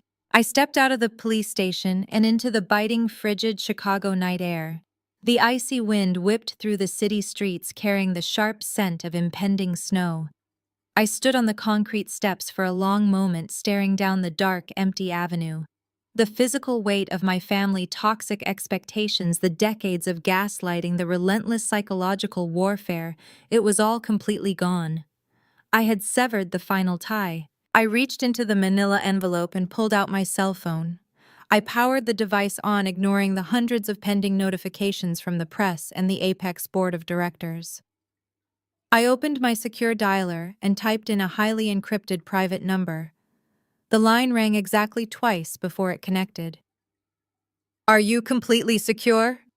Harrison Cole demanded, his deep, gravelly voice cutting through the digital static. I leaned against the brick wall of the precinct, feeling the cold seep through my tailored blazer. I looked up at the glowing streetlights cutting through the winter darkness, and a genuine, terrifying smile finally spread across my face. "Harrison," I said, my voice steady, sharp, and ringing with absolute authority. "They took the bait. They just submitted a signed confession of extortion directly into the chain of evidence. Initiate Phase 2. I watched the morning sun glint off the polished glass of the Apex Innovations Tower from the isolated security control room high above the main auditorium. Harrison Cole stood silently beside me, his arms crossed over his broad chest, his sharp eyes fixed on the glowing array of high-definition surveillance monitors displaying the massive press conference unfolding on the ground floor. It was exactly 9 o'clock in the morning. Barely 10 hours had passed since I walked out of that frigid police precinct into the cold Chicago night air. After dialing Harrison and confirming that my family had just foolishly submitted a signed confession of extortion directly into a documented legal chain of evidence, we had immediately initiated Phase 2. They had wasted absolutely no time. Their greed was a highly predictable, ravenous engine that completely blinded them to their own fatal mistakes. The Apex Auditorium was packed to absolute suffocating capacity. Every major financial reporter, news anchor, and corporate blogger in Chicago was sitting in the plush velvet seats, their heavy camera lenses focused and their flashes firing relentlessly. The entire board of directors, the major shareholders, and hundreds of confused, whispering employees filled every available inch of the massive room. The stage was set with a lavish mahogany podium and a towering digital teleprompter screen displaying the pristine blue and silver Apex logo. They had orchestrated a spectacular, highly public coronation to legitimize their theft. Thomas and Barbara sat dead center in the front row, completely bathed in the warm glow of the media spotlights. They looked exactly like conquering royalty observing their newly acquired kingdom. Barbara wore an immaculate white designer suit, her posture incredibly rigid, beaming with the radiant manufactured pride of a mother who had finally secured her golden boy his rightful throne. She dabbed at the corner of her eye with a silk handkerchief, perfectly playing the role of the exhausted matriarch who had survived a terrible, draining family ordeal. Thomas sat right beside her with his chest puffed out, aggressively shaking hands and accepting quiet, premature congratulations from the few corrupt board members he had managed to deceive over the years. Just below the elevated stage, Jason and Monica were positioned front and center on the main floor, effectively acting as the unofficial welcoming committee for the circling press. Monica was practically vibrating with toxic energy, bathing in the flashing lights of the media cameras. She was speaking animatedly to a prominent reporter from a major business journal. I zoomed in on her specific security camera feed, tapping a key on the console to isolate her audio channel. My jaw tightened involuntarily as the high-resolution lens picked up the heavy, glittering stones resting against her collarbone. She was wearing my grandmother vintage sapphire and diamond heirloom necklace. Yes, we are launching an incredibly aggressive new public relations initiative today, Monica told the reporter, her voice carrying clearly through the hidden microphone feeds we had activated. She casually reached up and adjusted the heavy sapphire pendant, ensuring the diamonds caught the glare of the camera flashes. When Bethany moved out of the family estate years ago, she carelessly left this beautiful, priceless family heirloom sitting in a damp cardboard box in the basement. It truly shows how little she valued our history and our family legacy. That is exactly what my new PR strategy is about. We are cleansing the company's severely tainted image. We are returning Apex Innovations to its core family values, permanently removing the toxic, chaotic, and destructive elements that have been holding us back from our true market potential. We are scrubbing the slate clean. The heavy ambient lighting in the auditorium suddenly dimmed, signaling the start of the official announcement. A hush instantly fell over the massive crowd. Brandon walked onto the brightly lit stage, adjusting the cuffs of his expensive tailored suit jacket. He approached the mahogany podium with the unearned, arrogant swagger of a man who firmly believed he was completely untouchable. Jason followed closely behind him, taking a deliberate, highly visible position just over Brandon's right shoulder, looking out at the captive audience with a predatory, calculating smirk. Jason wanted everyone in the room to know who the real architect of this successful corporate coup was. Brandon tapped the microphone. The sharp thump echoed loudly through the state-of-the-art sound system. He leaned forward, gripping the polished edges of the podium. "Good morning," Brandon began, his voice booming smoothly across the silent room. "Thank you all for coming on such incredibly short notice. Today marks a historic, fundamental turning point for Apex Innovations. We are gathered here this morning to officially announce a completely new era for this corporation." Brandon paused perfectly, looking down at his parents in the front row. Barbara offered him an encouraging, dramatically teary-eyed nod of approval. He took a deep, theatrical breath. As many of you in the financial sector know, leadership transitions can be profoundly challenging. Brandon continued, shifting his tone to one of practiced manufactured sorrow. My sister Bethany has served this company to the best of her limited abilities. However, the immense pressures of the executive suite have taken a severe and tragic toll on her overall well-being. Last night, surrounded by her loving family, Bethany made the difficult but absolutely necessary decision to step down as CEO. She signed the transfer documents to address severe ongoing mental health struggles. A wave of shocked gasps and frantic murmurs rippled through the massive crowd. Reporters scrambled, typing furiously on their phones and tablets. The employees exchanged bewildered glances. Brandon held up a hand, asking for quiet, playing the benevolent, heartbroken brother to the absolute hilt. "We ask for your privacy and your prayers during this time." Brandon lied smoothly, his face a flawless mask of fake empathy. "She needs intense professional help, and we are entirely focused on getting her the psychiatric care she so desperately needs to stop hurting herself and this family." He let the fabricated tragedy hang in the air for exactly 3 seconds before his posture straightened into rigid, unyielding authority. "But the market waits for no one," Brandon declared, his voice rising in volume and pure, unfiltered triumph. "Effective immediately, the board of directors has ratified my position as the new chief executive officer of Apex Innovations. Furthermore, my brother Jason will be stepping into the role of executive vice president. This company requires strong, stable, and decisive leadership. Together, we will stabilize this corporation, repair our damaged market share, and lead Apex into a future of unprecedented, massive profitability." The applause was hesitant at first, driven mostly by Jason-planted allies scattered in the front rows, but it quickly swelled into a roaring, deafening ovation. Brandon soaked it in, closing his eyes for a brief second to absorb the adoration.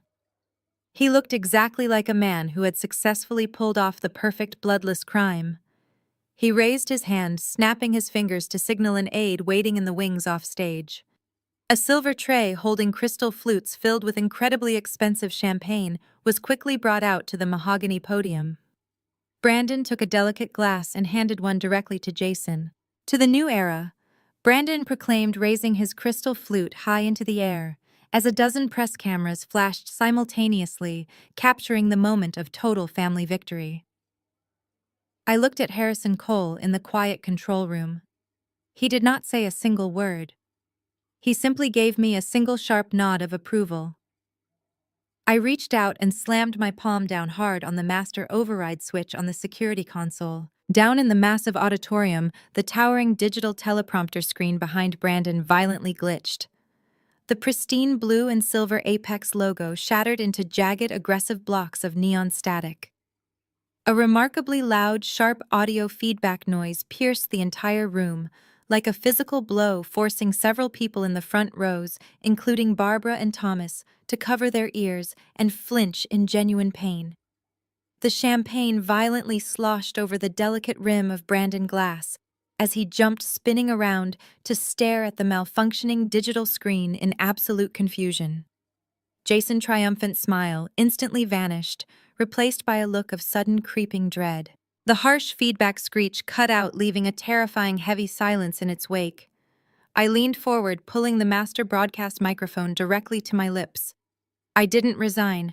My voice boomed loud and crystal clear over the PA system, washing over the frozen, dead silent room. The words "I didn't resign" hung in the cavernous auditorium, completely paralyzing the room.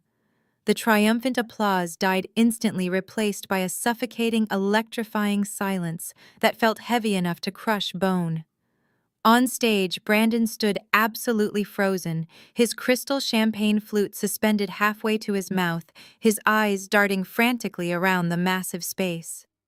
Jason's predatory smirk vanished his face, draining of all color, as he stared up at the glitching teleprompter screen above him.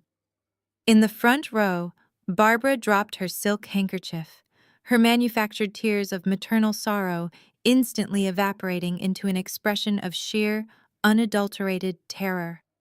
Thomas gripped the armrests of his plush velvet seat so tightly, his knuckles turned a sickly shade of white. For 3 agonizing seconds, no one in the packed room dared to breathe. Then the heavy mahogany double doors at the back of the auditorium swung open with a resounding, thunderous crash. The heavy brass handles struck the plaster walls, the sharp noise signaling the absolute end of their collective delusion. Every single camera lens, every financial reporter, every major shareholder, and every employee in the room whipped around in unison. I walked slowly down the center aisle.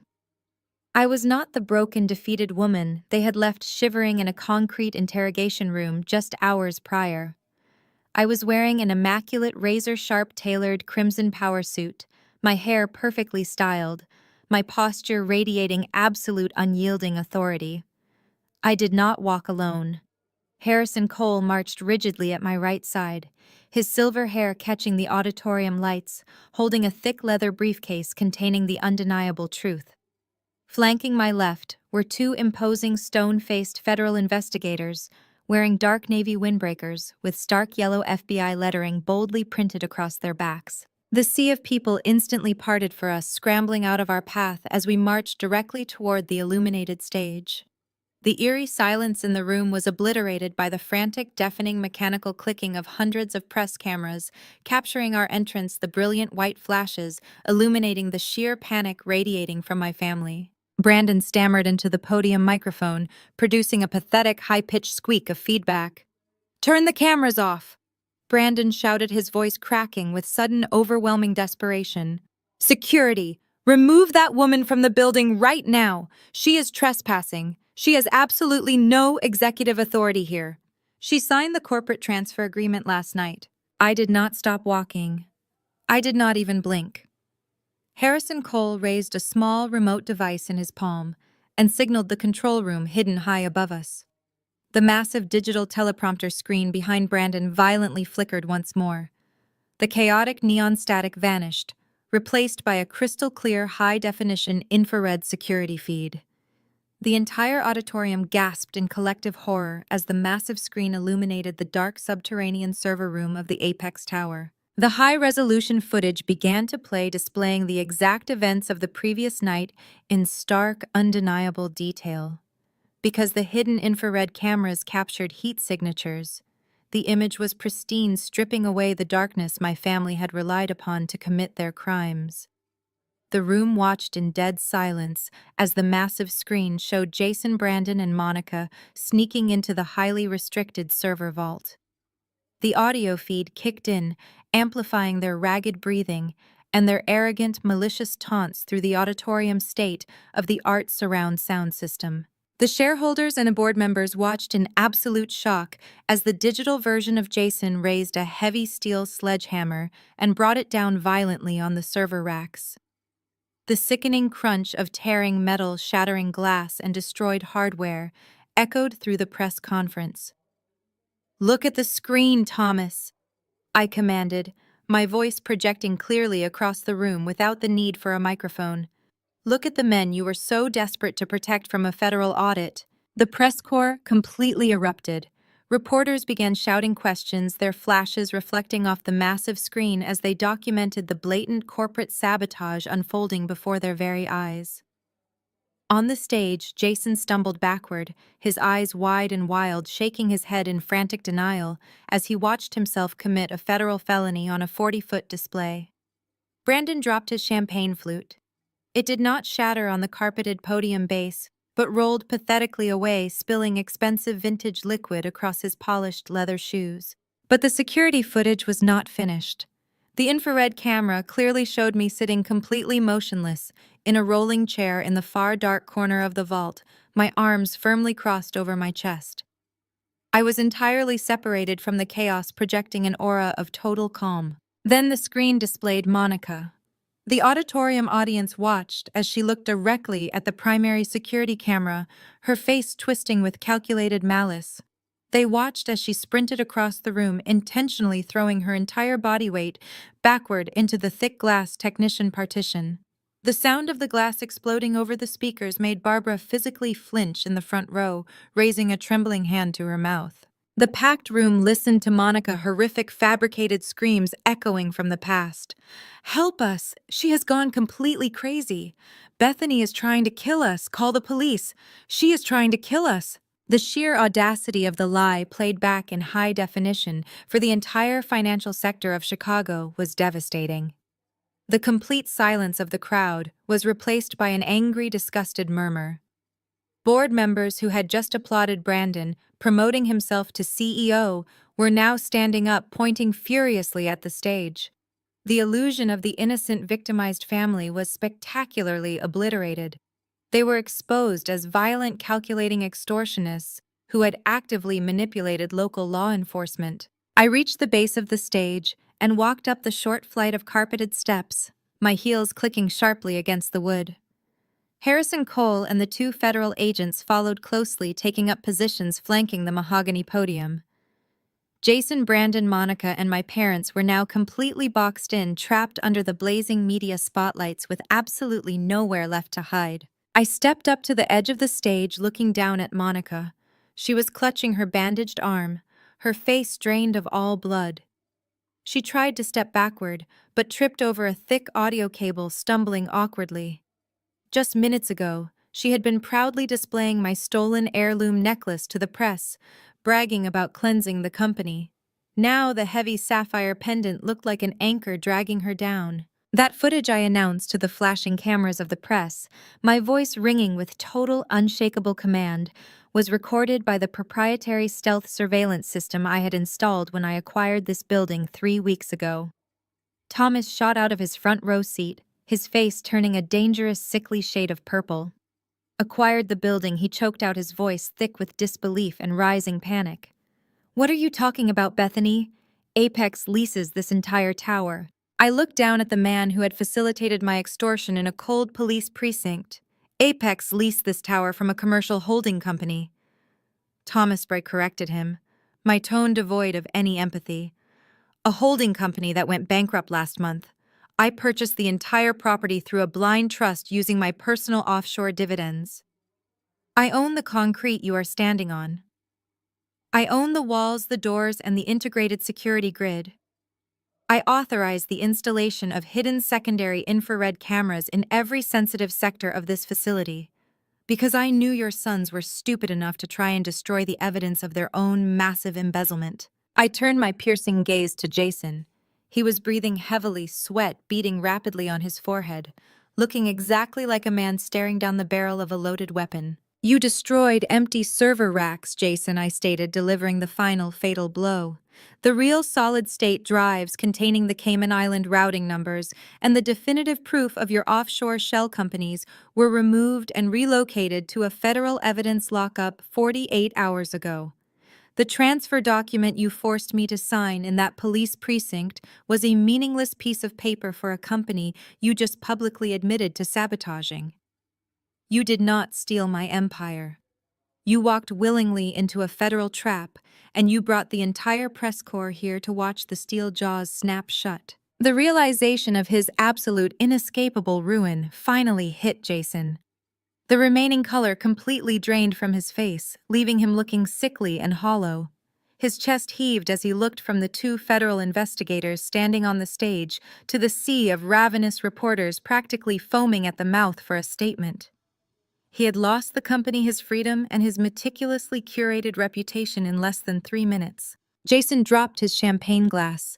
The crystal hit the hard edge of the wooden stage and shattered violently, sending sharp shards flying across the polished floor. Driven by pure irrational panic and the primal instinct to flee, Jason spun around and bolted for the side exit of the auditorium. He pushed past a bewildered stagehand, his expensive suit jacket flapping wildly behind him as he sprinted toward the heavy emergency doors. He slammed his shoulder into the crash bar with all his weight, expecting the doors to fly open and grant him immediate access to the service corridors. The heavy steel doors did not budge a single inch. They were solidly locked. Jason hit the bar again, letting out a frantic, desperate shout, rattling the brass handles violently as the press cameras captured his pathetic attempt to run. Slowly from the shadows of the exit alcove, 3 heavy-set Apex security guards stepped forward. They were imposing, broad-shouldered men wearing dark tactical suits, their expressions completely devoid of sympathy. They moved in perfect unison, effectively blocking the entire exit, crossing their thick arms over their massive chests. They did not answer to Jason. They did not answer to Brandon. And they certainly did not answer to Thomas, they answered only to me. Jason stopped dead in his tracks. He stared at the three massive security guards blocking his only avenue of escape, his chest heaving as the last remnants of his arrogant bravado instantly evaporated. The guards did not flinch. They stood like a solid wall of black tactical fabric and unyielding muscle. They stared back at him with absolute terrifying indifference. Jason slowly took a step backward, his expensive leather shoes crunching over the shards of the champagne glass he had just shattered.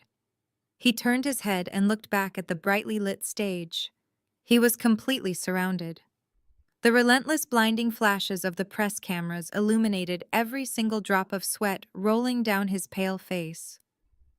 The media was capturing every agonizing second of his cowardice, permanently recording the exact moment the great Jason Davis realized he was nothing more than a cornered criminal. With his shoulders slumped and his hands trembling at his sides, Jason trudged slowly back up the short flight of carpeted steps to the main stage. He looked like a man walking directly to his own execution. He took his place next to Brandon, who was now gripping the edges of the mahogany podium so tightly his knuckles were completely white. Brandon was hyperventilating, his eyes darting frantically between the federal investigators on the stage and the sea of ravenous reporters below. The entire auditorium was a chaotic symphony of camera shutters and excited, hushed whispers from the financial elite of Chicago. They were witnessing the live, spectacular implosion of a corporate dynasty. I watched them assemble before me. My family was finally standing in the exact spotlight they had always craved, but the illumination was exposing every single rotting fracture in their foundation. Monica was shivering violently, clutching her bandaged arm, her eyes glued to the floor. The heavy sapphire heirloom necklace she had stolen from me felt like a literal noose around her neck. Barbara was frozen in her front row seat, her face entirely devoid of color, looking completely unrecognizable without her mask of maternal superiority. I stepped forward, moving away from the podium and standing directly in front of the assembled press corps. I reached into the interior breast pocket of my tailored crimson blazer. My movements were slow, deliberate, and commanded the absolute attention of every single person in the massive room. I pulled out a crisp, neatly folded piece of white paper. The sharp rustle of the document unfolding echoed loudly across the auditorium's state-of-the-art sound system. Jason and Brandon stared at the paper. I watched the sudden horrific spark of recognition ignite in their eyes. It was the exact same legal document they had shoved into my handcuffed hands inside the sterile cinderblock interrogation room just hours ago. "Did you honestly believe you were the smartest men in the room?" I asked, my voice slicing through the heavy, electrified air of the auditorium. "Did you actually think the federal government operates on the honor system of a corrupt local judge you bribed over a golf game? You cornered me in a police precinct in the middle of the night. You threatened me with a fabricated felony charge of assault and vandalism. You actively leveraged my freedom and my reputation to steal my life work. You thought you were executing the perfect corporate coup." I held the document high in the air, allowing the dozens of camera lenses to focus directly on my signature at the bottom of the page. "The document I signed last night was not a transfer of shares," I told them, my voice echoing through the silent auditorium with absolute devastating clarity. "It was a bait document drafted by federal authorities to prove you were actively extorting a majority shareholder." The collective gasp from the shareholders and the press corps was deafening. The sheer magnitude of the legal trap I had just revealed washed over the room like a tidal wave. Harrison Cole stepped forward, taking his place at my right side. He adjusted his suit jacket, his expression carved from solid granite. The moment Jason attempted to freeze the offshore routing numbers yesterday morning, we bypassed the local jurisdiction entirely. Harrison announced to the press, his deep voice projecting absolute authority. We went directly to the Federal Bureau of Investigation. The precinct detective who facilitated your little midnight extortion meeting was a federal asset. The room you used was bugged with high-definition audio and video recorders. The document you forced Bethany to sign was embedded with micro-trackers and drafted specifically by the Department of Justice. You handed the federal government a perfectly wrapped, irrefutable confession of corporate blackmail. Brandon let out a high-pitched, strangled sound, his knees visibly buckling. He grabbed Jason's arm to steady himself, but Jason violently shoved him away, his face twisting into a mask of pure, primal panic. They were turning on each other right there on the stage, the illusion of their invincible brotherhood shattering into a million irreparable pieces. Suddenly, the paralysis gripping the front row broke. Thomas shot out of his velvet seat. He stormed toward the base of the stage, his face flushed a dangerous mottled shade of crimson. The patriarch of the family, the man who had orchestrated 30 years of psychological warfare to keep me subservient to his sons, was finally watching his entire patriarchal empire collapse into dust. He pointed a shaking, furious finger directly at my chest, completely ignoring the federal agent standing just feet away from him. "We are your family!" Thomas bellowed, his voice cracking with rage and absolute desperation. "You cannot do this to your own blood. We raised you. We gave you everything you have. You are destroying your own brothers. You are destroying the family legacy. You stop this right now, Bethany. You tell them to stand down." The sheer blinding audacity of his demand hung in the air.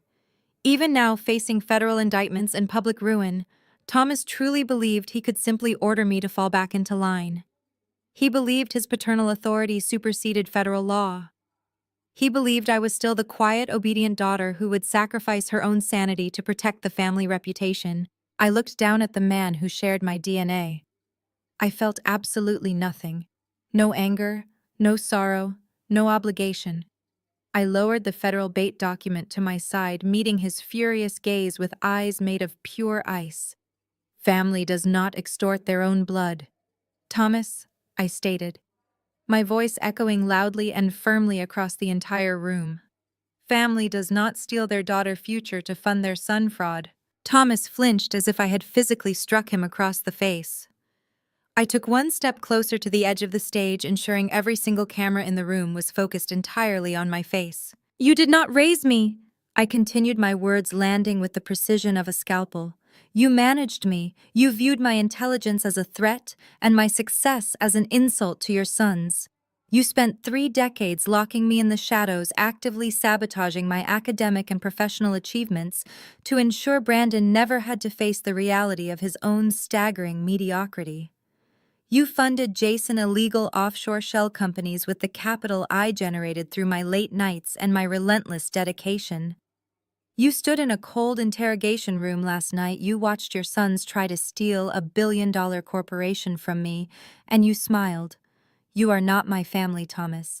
You are simply a toxic financial liability that I am officially liquidating today." Barbara let out a loud theatrical wail from the front row, burying her face in her hands, realizing that her days of country club luncheons and high society charity galas were permanently over. Monica was already backing away toward the edge of the stage, frantically trying to unfasten the stolen sapphire necklace from her throat, desperate to distance herself from the sinking ship. "It is over," I said softly, looking directly into Brandon's terrified, wide eyes. "You lost." I took a deliberate step backward, creating physical space between myself and the wreckage of my family. I turned my head slightly, giving a single sharp nod to the 2 federal investigators, waiting patiently in their dark navy windbreakers. The agents moved with swift, practiced, and terrifying efficiency. They stepped up to the mahogany podium, instantly flanking Jason and Brandon. The loud, heavy metallic click of handcuffs ratcheting closed echoed sharply over the auditorium sound system. Brandon let out a loud sob as his wrists were violently yanked behind his back. Jason tried to pull his arm away, but the federal agent grabbed his shoulder, slamming him forcefully against the polished wood of the podium to secure the steel restraints. Jason Davis and Brandon Davis, the lead investigator, announced, his voice booming over the chaos of the flashing press cameras. "You are under arrest. You have the right to remain silent. Anything you say can and will be used against you in a court of law. You have the right to an attorney.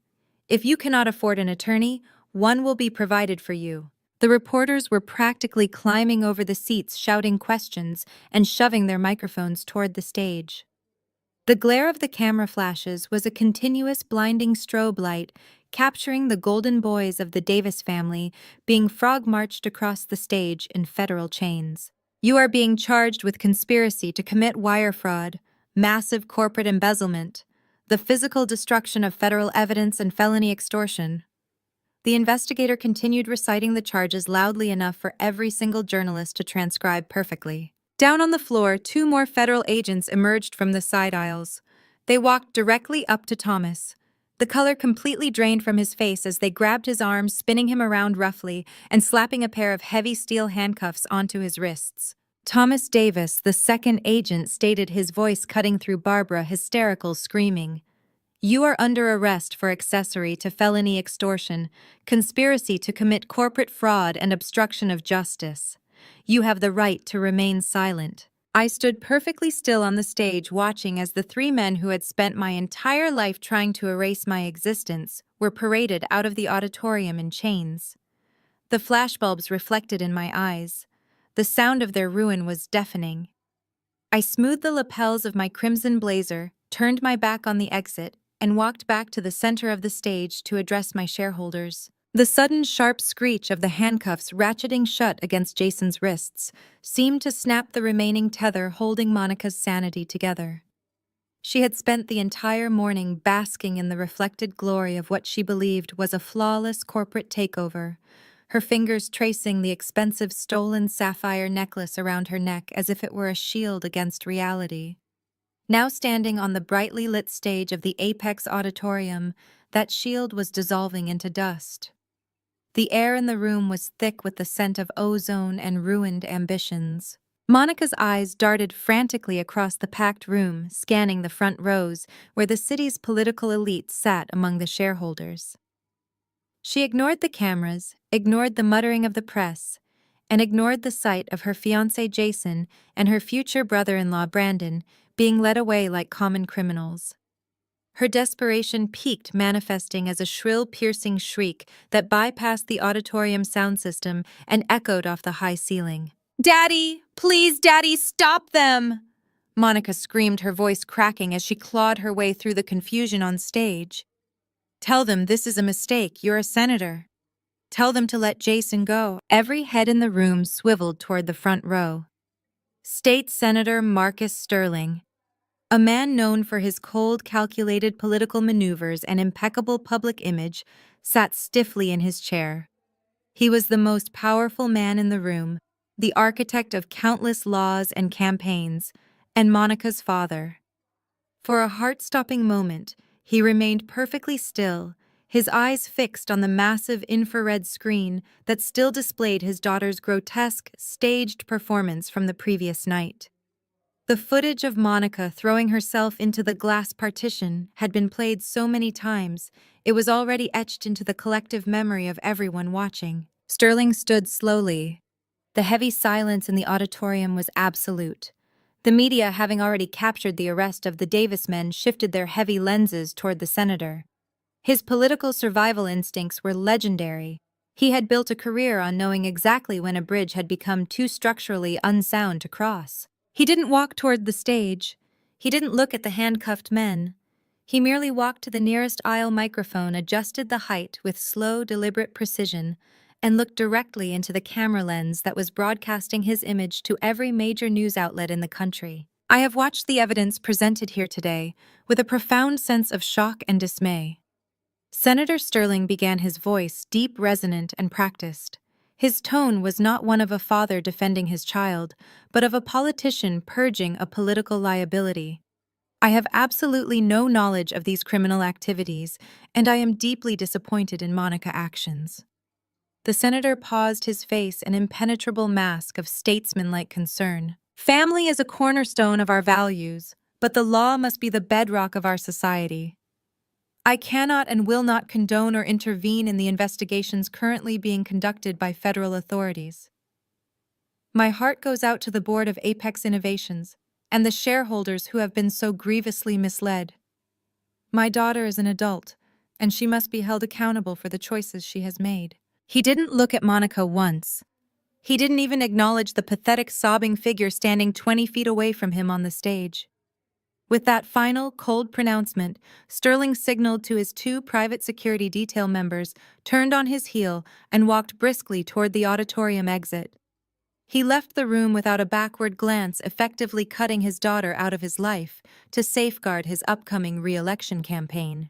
Monica watched him go, her mouth opening and closing in a silent, jagged gasp. The sheer weight of the rejection hit her harder than any physical blow. She had betrayed Bethany, she had participated in a felony, and she had gambled her entire future on the belief that her father's influence could shield her from the consequences. Now she stood in the center of the stage, surrounded by the remnants of the failed coup, abandoned by the very man she had expected to save her. She looked at me standing near the podium with my arms crossed, watching her with a calm, detached scrutiny.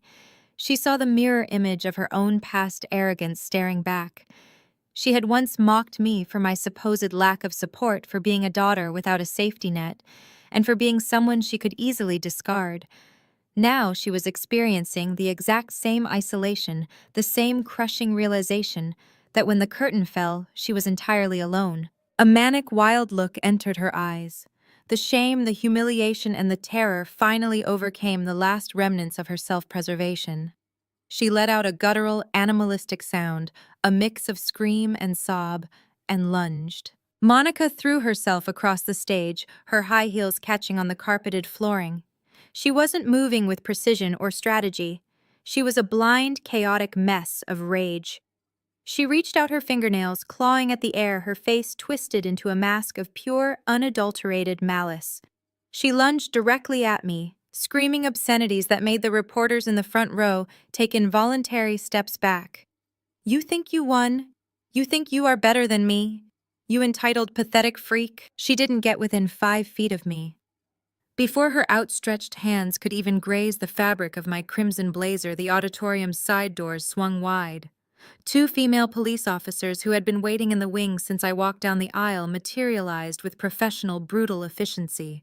They moved with a speed that Monica couldn't anticipate. One officer slammed into Monica's side, redirecting her momentum away from me and driving her down onto the hardwood stage. The impact was sickeningly loud, the sound of knees and palms striking the floor, amplified by the house speakers. Before Monica could even attempt to rise, the second officer had pinned her shoulders to the floor, her knee pressing firmly into the small of Monica's back. Monica's screams turned into high-pitched, unintelligible wails as the officers twisted her arms behind her back. The cold, mechanical click of the handcuffs sounded twice, echoing through the auditorium like a drumbeat. "Monica Sterling, you are under arrest for destruction of evidence, criminal conspiracy, and filing a false police report," one officer announced, her voice flat and bored as she hoisted a kicking, screaming Monica to her feet. The press cameras were in a frenzy now, the strobes firing so rapidly the auditorium felt like it was flickering in and out of existence. I stood perfectly still, watching, as Monica, the woman who had worn my heirloom necklace like a trophy, was dragged toward the exit by the police. Her face was smudged with mascara, her hair disheveled, and her expensive designer dress was torn at the shoulder. She was a hollowed-out shell of the woman who 10 minutes ago had been boasting about her new PR initiative. As they hauled her past the first row of seats, she tried to scream at the empty air where her father had been standing just moments before. But the police officers didn't hesitate. They shoved her forward, out through the mahogany doors and into the waiting arms of the law. The auditorium finally began to settle. The remaining shareholders, the board, and the confused, terrified employees were all staring at me, waiting for the first word from the CEO they had been told was insane. I looked down at the empty podium where Brandon had stood, then slowly scanned the room. Every lens was on me. The false victory of the Davis family had ended in absolute total ruin, and the truth had been presented for the entire world to see. I had cleaned the slate just as Monica had boasted she would, but I had done it on my own terms. My family had tried to use the law to steal my future, but they had only succeeded in forging the tools of their own destruction. I leaned into the microphone, my pulse steady, my voice calm.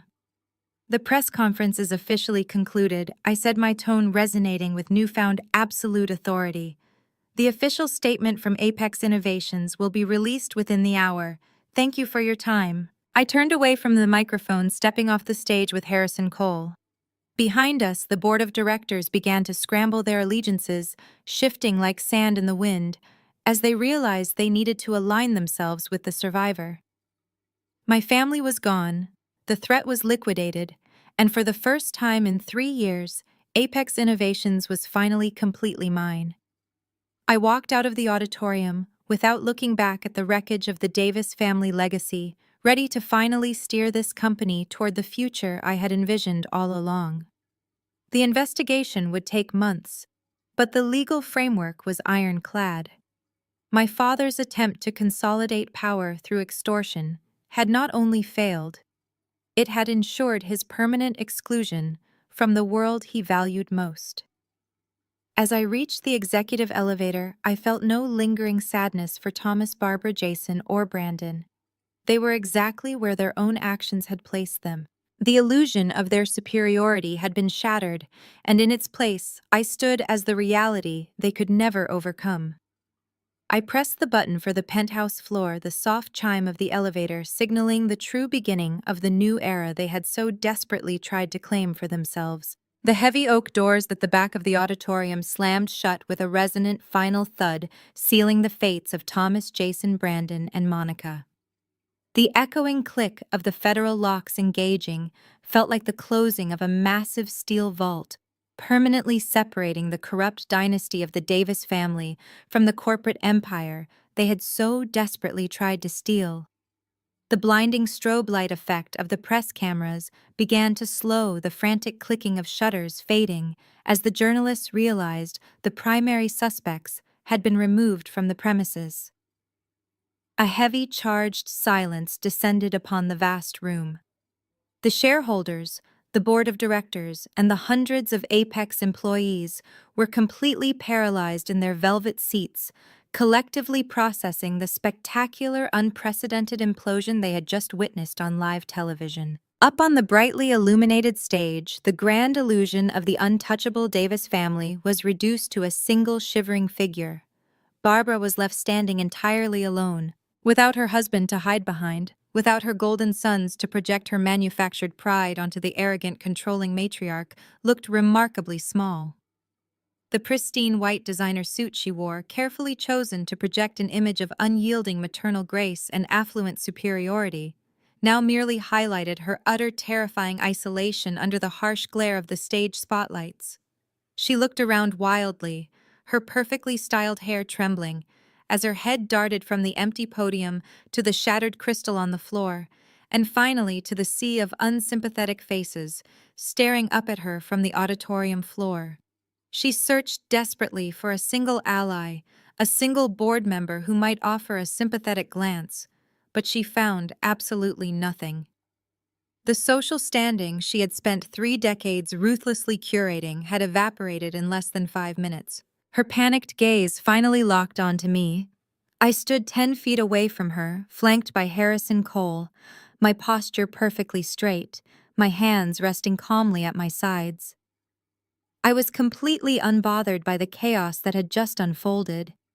I watched her with the detached clinical scrutiny of a scientist observing a dying toxic organism under a microscope. The realization that I was now the absolute unquestioned authority in the room, the sole owner of the ground she stood on, finally shattered the last remaining fragments of Barbara-practiced composure. Her face contorted into a mask of sheer, unfiltered terror.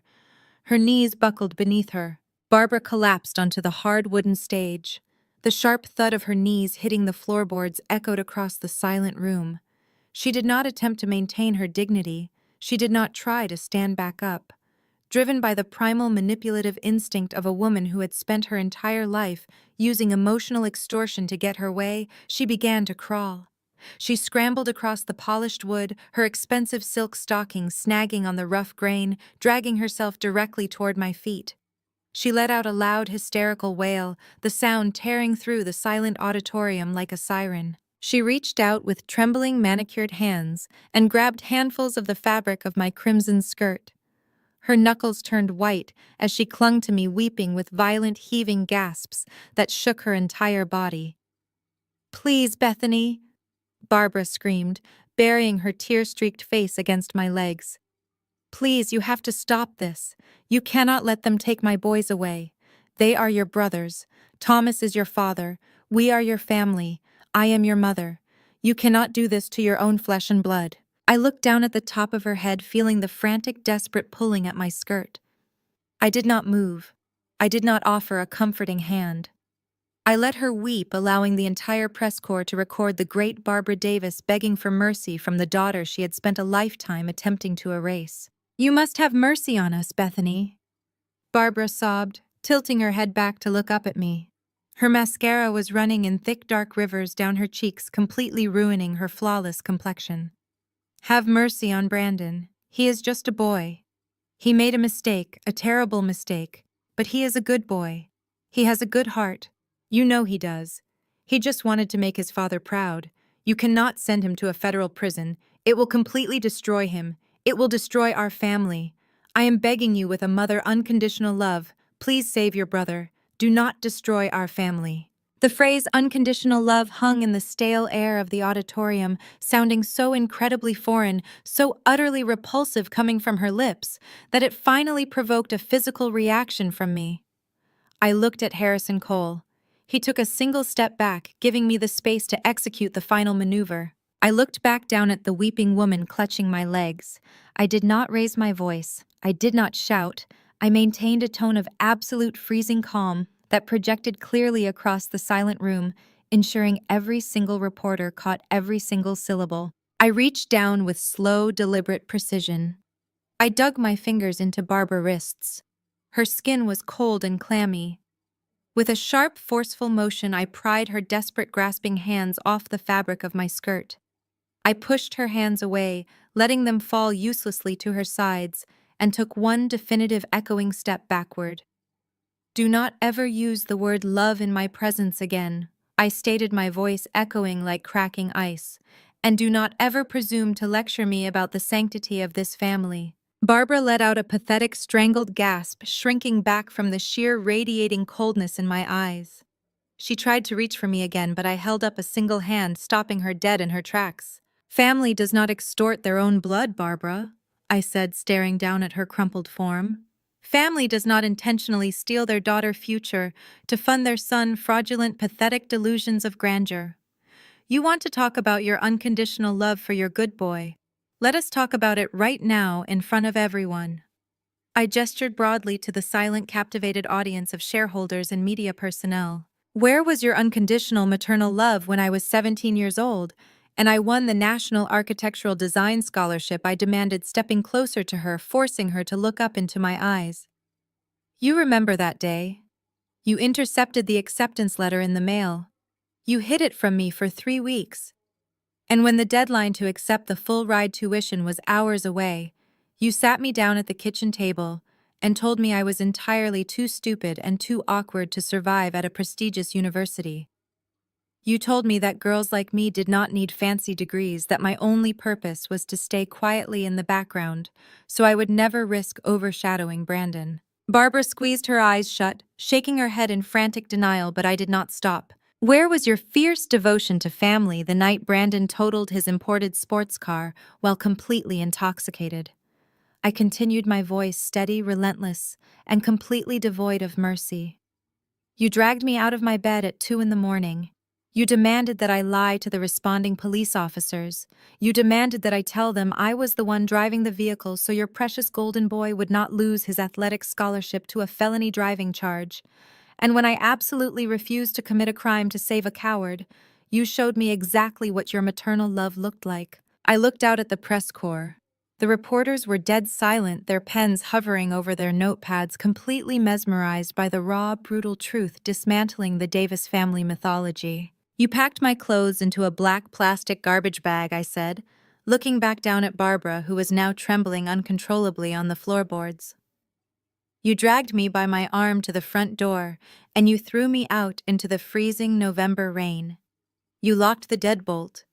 You stood in the warm, brightly lit foyer, looking through the glass panes of the front door, and you watched your 18-year-old daughter shivering on the concrete porch.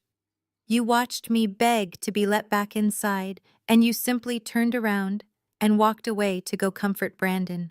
Barbara let out a loud, agonizing moan, curling in on herself, unable to bear the public recitation of her own monstrous cruelty. You allowed Jason to steal my marketing proposals for 5 years because you believed a man needed to feel important to succeed, I stated systematically, listing every single betrayal. You actively pathologized my intelligence. You diagnosed me as hysterical every single time I pointed out the massive glaring discrepancies in Thomas corporate accounting. You sat in that police precinct last night, you looked me directly in the eyes, and you tried to use my supposed mental instability as a weapon to strip away my legal autonomy and steal a billion-dollar corporation. I took a deep breath, letting the absolute clarity of my victory wash over me. The invisible chains of obligation, guilt, and familial duty that they had wrapped around my neck since childhood were completely shattered. You destroyed this family. Barbara, I declared, my voice ringing with finality. You built an entire empire on lies, theft, and the systematic abuse of the only person who actually possessed the competence to save you. I did not destroy anything today. I simply turned on the lights and stopped funding your toxic delusions. Barbara buried her face in the floorboards, weeping with loud, ragged, humiliating sobs. She was completely broken, stripped of her wealth, her status, and her power. She was nothing more than a ruined woman crying on a stage she no longer owned. I did not offer her a hand up. I did not offer her a single shred of comfort. I reached into the interior breast pocket of my tailored crimson blazer. I bypassed my phone and my keys, my fingers brushing against a small folded piece of paper I had carried with me for exactly this specific moment. I pulled it out, gripping the edges firmly. It was a single crisp $20 bill. I held the small green denomination high in the air. The bright stage lights illuminated the face of the bill, and the furious clicking of the press cameras immediately resumed, capturing the strange, highly specific gesture. I held it up long enough for every single person in the massive auditorium to see it clearly. Then I looked down at the weeping, pathetic woman at my feet. I opened my fingers. The crisp $20 bill slipped from my grasp. It caught the air currents of the auditorium, fluttering slowly, drifting back and forth in a delicate, agonizing descent. It drifted past Barbara's trembling shoulders and landed gently on the hardwood stage, coming to rest exactly 1 inch from her tear-stained face. This is exactly the amount of money you handed me when you kicked me out of the house. At 18, I told her, my voice dropping to a deadly quiet whisper that the microphones picked up perfectly. I used it to buy a bus ticket to the city, and I built an empire. You can use it to buy a taxi ride to the federal courthouse to watch your sons be indicted. We are officially even. The transition from the deafening roar of the press conference to the absolute pristine silence of the penthouse took exactly 90 days.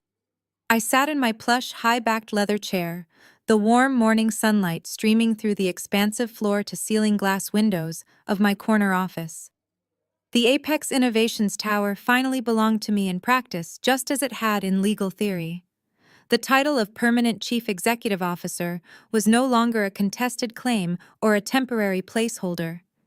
It was an indisputable, legally binding fact, cemented by the board of directors with a unanimous vote of absolute confidence. The massive mahogany desk in front of me was clear of the manufactured crises my brothers used to constantly generate.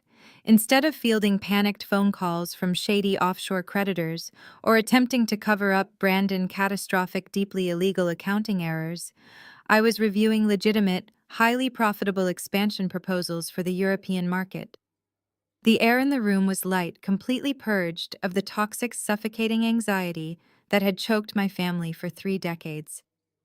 The subtle hum of the central air conditioning was the only sound competing with the broadcast playing across the room. On the far wall, a large, flat-screen television played the local Chicago morning news on a low volume. I did not usually watch the broadcast during work hours, preferring to keep my focus entirely on the future of Apex, but today was a highly specific, special exception. Today was the official season finale of The Davis Family Delusion. The news anchor face was appropriately somber as the graphic behind her displayed the imposing facade of the federal courthouse. The bold, scrolling text at the bottom of the screen read, "Davis family sentenced in massive extortion and fraud scheme." I leaned back in my chair, taking a slow, deliberate sip of my black coffee, savoring the bitter, rich taste as the anchor delivered the ultimate verdict. Jason Davis and Brandon Davis had both accepted unconditional plea deals to avoid a lengthy, humiliating, and highly public trial. The federal prosecutors had possessed zero need to negotiate lenient terms or offer any form of clemency. The pristine infrared video footage from the Apex server room, combined with the incredibly detailed bait document they had forcefully shoved into my handcuffed hands, provided a titanium cage of evidence. The judge handed down 10-year federal prison sentences for both brothers, citing their complete lack of remorse, the sheer arrogance of their extortion attempt, and the astonishing scope of their embezzlement. The anchor detailed how the brothers had wept openly in the courtroom, their former bravado entirely evaporated. They were currently being processed at a medium-security facility in another state, permanently stripped of their tailored Italian suits, their luxury imported vehicles, and their exclusive country club memberships. They were reduced to inmate numbers, forced to reckon with the reality of their own staggering incompetence. The broadcast then cut to a recent, highly unflattering photograph of Thomas. The patriarch looked withered, his posture entirely defeated, his face deeply lined with the stress of his monumental failure. He had managed to avoid a lengthy prison sentence solely due to his advanced age and a plea agreement that required him to surrender every single remaining asset he possessed to cover the massive federal fines. He was a disgraced, broken old man who would spend the rest of his short life wearing a court-mandated ankle monitor. He was completely isolated from the financial sector he had once dominated with an iron fist, reduced to a cautionary tale whispered about in corporate boardrooms. But the most spectacular, breathtaking downfall belonged to Monica. The screen flashed a brief, chaotic clip of her being escorted out of the Apex auditorium in handcuffs 3 months prior, her expensive mascara running down her face in dark rivers, screaming frantically for a father who had already abandoned her to the wolves. The news anchor detailed the spectacular total collapse of Monica Sterling. Her father, Senator Marcus Sterling, had ruthlessly and cleanly amputated her from his life and his political campaign. He had issued a public disavowal that left her completely defenseless against the ravenous media and the unforgiving legal system. Without his massive political shield or his deep financial backing, Monica was instantly crushed by the weight of her own crimes. The news reported that she had formally filed for Chapter 7 bankruptcy last Tuesday. The corporate world had entirely blacklisted her. A woman who had once prided herself on manipulating public relations, destroying innocent careers with a single phone call, and wearing stolen jewelry like a trophy, was now completely unemployable. She was radioactive to any legitimate business enterprise in the country. The news segment shifted to discuss the aggressive seizure of the remaining Davis family assets. The bank had officially and ruthlessly foreclosed on Thomas and Barbara's sprawling, opulent suburban estate. They had secretly used the massive property as collateral to secure the offshore loans that funded Brandon's illegal doomed ventures. When the federal government froze those illicit accounts, the bank instantly seized the house. The news showed footage of federal marshals changing the locks on the heavy oak front doors. My parents were evicted with only the clothes on their backs, forced to watch as their antique furniture and expensive art collection were auctioned off to pay restitution. I lowered my coffee cup to the coaster and looked down at my right hand. Resting comfortably on my index finger was my grandmother heirloom diamond ring. The heavy, brilliant cut stone caught the morning sunlight, fracturing it into tiny, blinding rainbows across the polished mahogany desk. I had not seen the ring in over a decade. Barbara had stolen it from my bedroom when I was 17, claiming it was entirely too valuable for a plain, awkward girl like me to wear. She had locked it away in a bank-safe deposit box, loudly intending to give it to Brandon's future wife, treating the family legacy as a final, cruel insult to my existence. When the federal authorities seized Monica's assets following her arrest, they found the ring sitting carelessly among the expensive jewelry Jason had bought her, using embezzled company funds. My legal team filed a swift, indisputable injunction, proving my rightful legal ownership through my grandmother's original will. The government returned the ring to me last week in a small evidence-sealed envelope. I turned my hand slowly, admiring the comforting weight of the silver band against my skin. It was not just a piece of expensive jewelry, it was a tangible, undeniable symbol of my reclaimed legacy and my absolute self-worth. For 30 years, my mother had tried to systematically strip away my confidence, handing my accomplishments, my hard-earned money, and my rightful inheritance over to the men in the family. She had constantly demanded I shrink myself to make Brandon look taller and Jason look smarter. Slipping the ring onto my finger was the physical manifestation of taking my power back entirely. The Davis family had tried to bury me under the crushing weight of their own greed, but they had simply provided the fertile, necessary soil I needed to outgrow them completely. A soft, polite knock at the heavy oak door broke my deep concentration. "Come in," I called out, my voice steady, warm, and welcoming. My new executive assistant, a highly competent, sharply dressed woman named Sarah, whom I had hired specifically for her absolute refusal to tolerate corporate nonsense, stepped into the sunlit office. She carried a sleek digital tablet, her expression perfectly neutral and professional. "Ms. Bethany?" Sarah began, her tone strictly business. "I sincerely apologize for the interruption, but there is a caller on line 3 who is being highly persistent. She says her name is Barbara." I did not flinch. I did not react.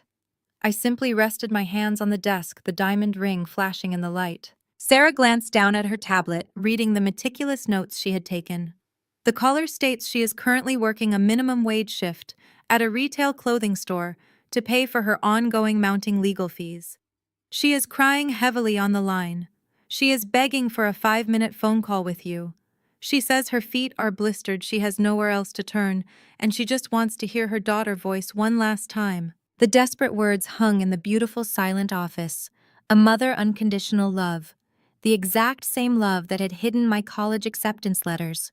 The same love that had demanded I take the fall for a felony drunk driving charge. The same love that had coldly watched me shiver in the freezing November rain at 18 with nothing but a $20 bill in my pocket. Barbara was not calling because she genuinely missed her daughter. Barbara was calling because the crushing, inescapable reality of minimum wage labor and public disgrace had finally broken her manufactured pride. She was desperately searching for a new host to leech onto. She wanted a savior to rescue her from the consequences of her own actions. She wanted the safety net she had actively tried to destroy. I turned my high-backed leather chair, slowly facing the massive floor-to-ceiling glass windows. Below me, the city of Chicago stretched out in a magnificent, sprawling grid of steel glass and raw ambition.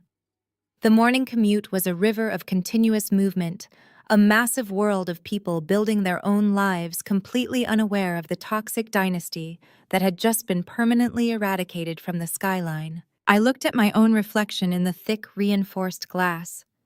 I saw a woman wearing a razor-sharp crimson blazer, a woman who owned the concrete and steel of the building she stood in, a woman who had meticulously engineered her own salvation against impossible odds.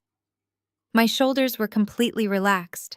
My face was calm, entirely unburdened by the dark ghosts of my past.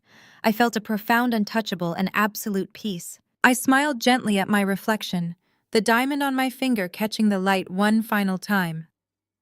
"Tell her the CEO is unavailable," I said, my voice barely above a whisper, carrying the absolute, unshakable finality of a closing door. "Understood," Sarah replied smoothly, recognizing the command immediately. "I will disconnect the line." The heavy oak door clicked shut behind her. I remained facing the window, watching the city breathe as the quiet, triumphant silence of my new empire wrapped around me. The story of Bethany serves as a powerful reminder that the true measure of a family is not found in shared bloodlines, but in mutual respect, unwavering support, and genuine love. For far too long, society has pushed the narrative that we must endlessly forgive our relatives, no matter how deeply they cut us, or how ruthlessly they exploit our loyalty. But as we watched Bethany reclaim her power, we learn a crucial truth. Abuse, extortion, and manipulation do not magically become acceptable simply because they are inflicted by people who share your DNA. Toxic family dynamics thrive in the shadows of guilt and obligation. They rely on the victim staying quiet, staying small, and accepting the role of the scapegoat so that others can maintain their illusions of grandeur. Bethany Journey teaches us that walking away from a poisonous environment is not an act of cruelty. It is the ultimate act of self-preservation. It takes immense courage to look at the people who raised you and realize they are the very anchors dragging you down. You are not obligated to set yourself on fire to keep your family warm. Your success, your intelligence, and your ambition are not character flaws to be hidden.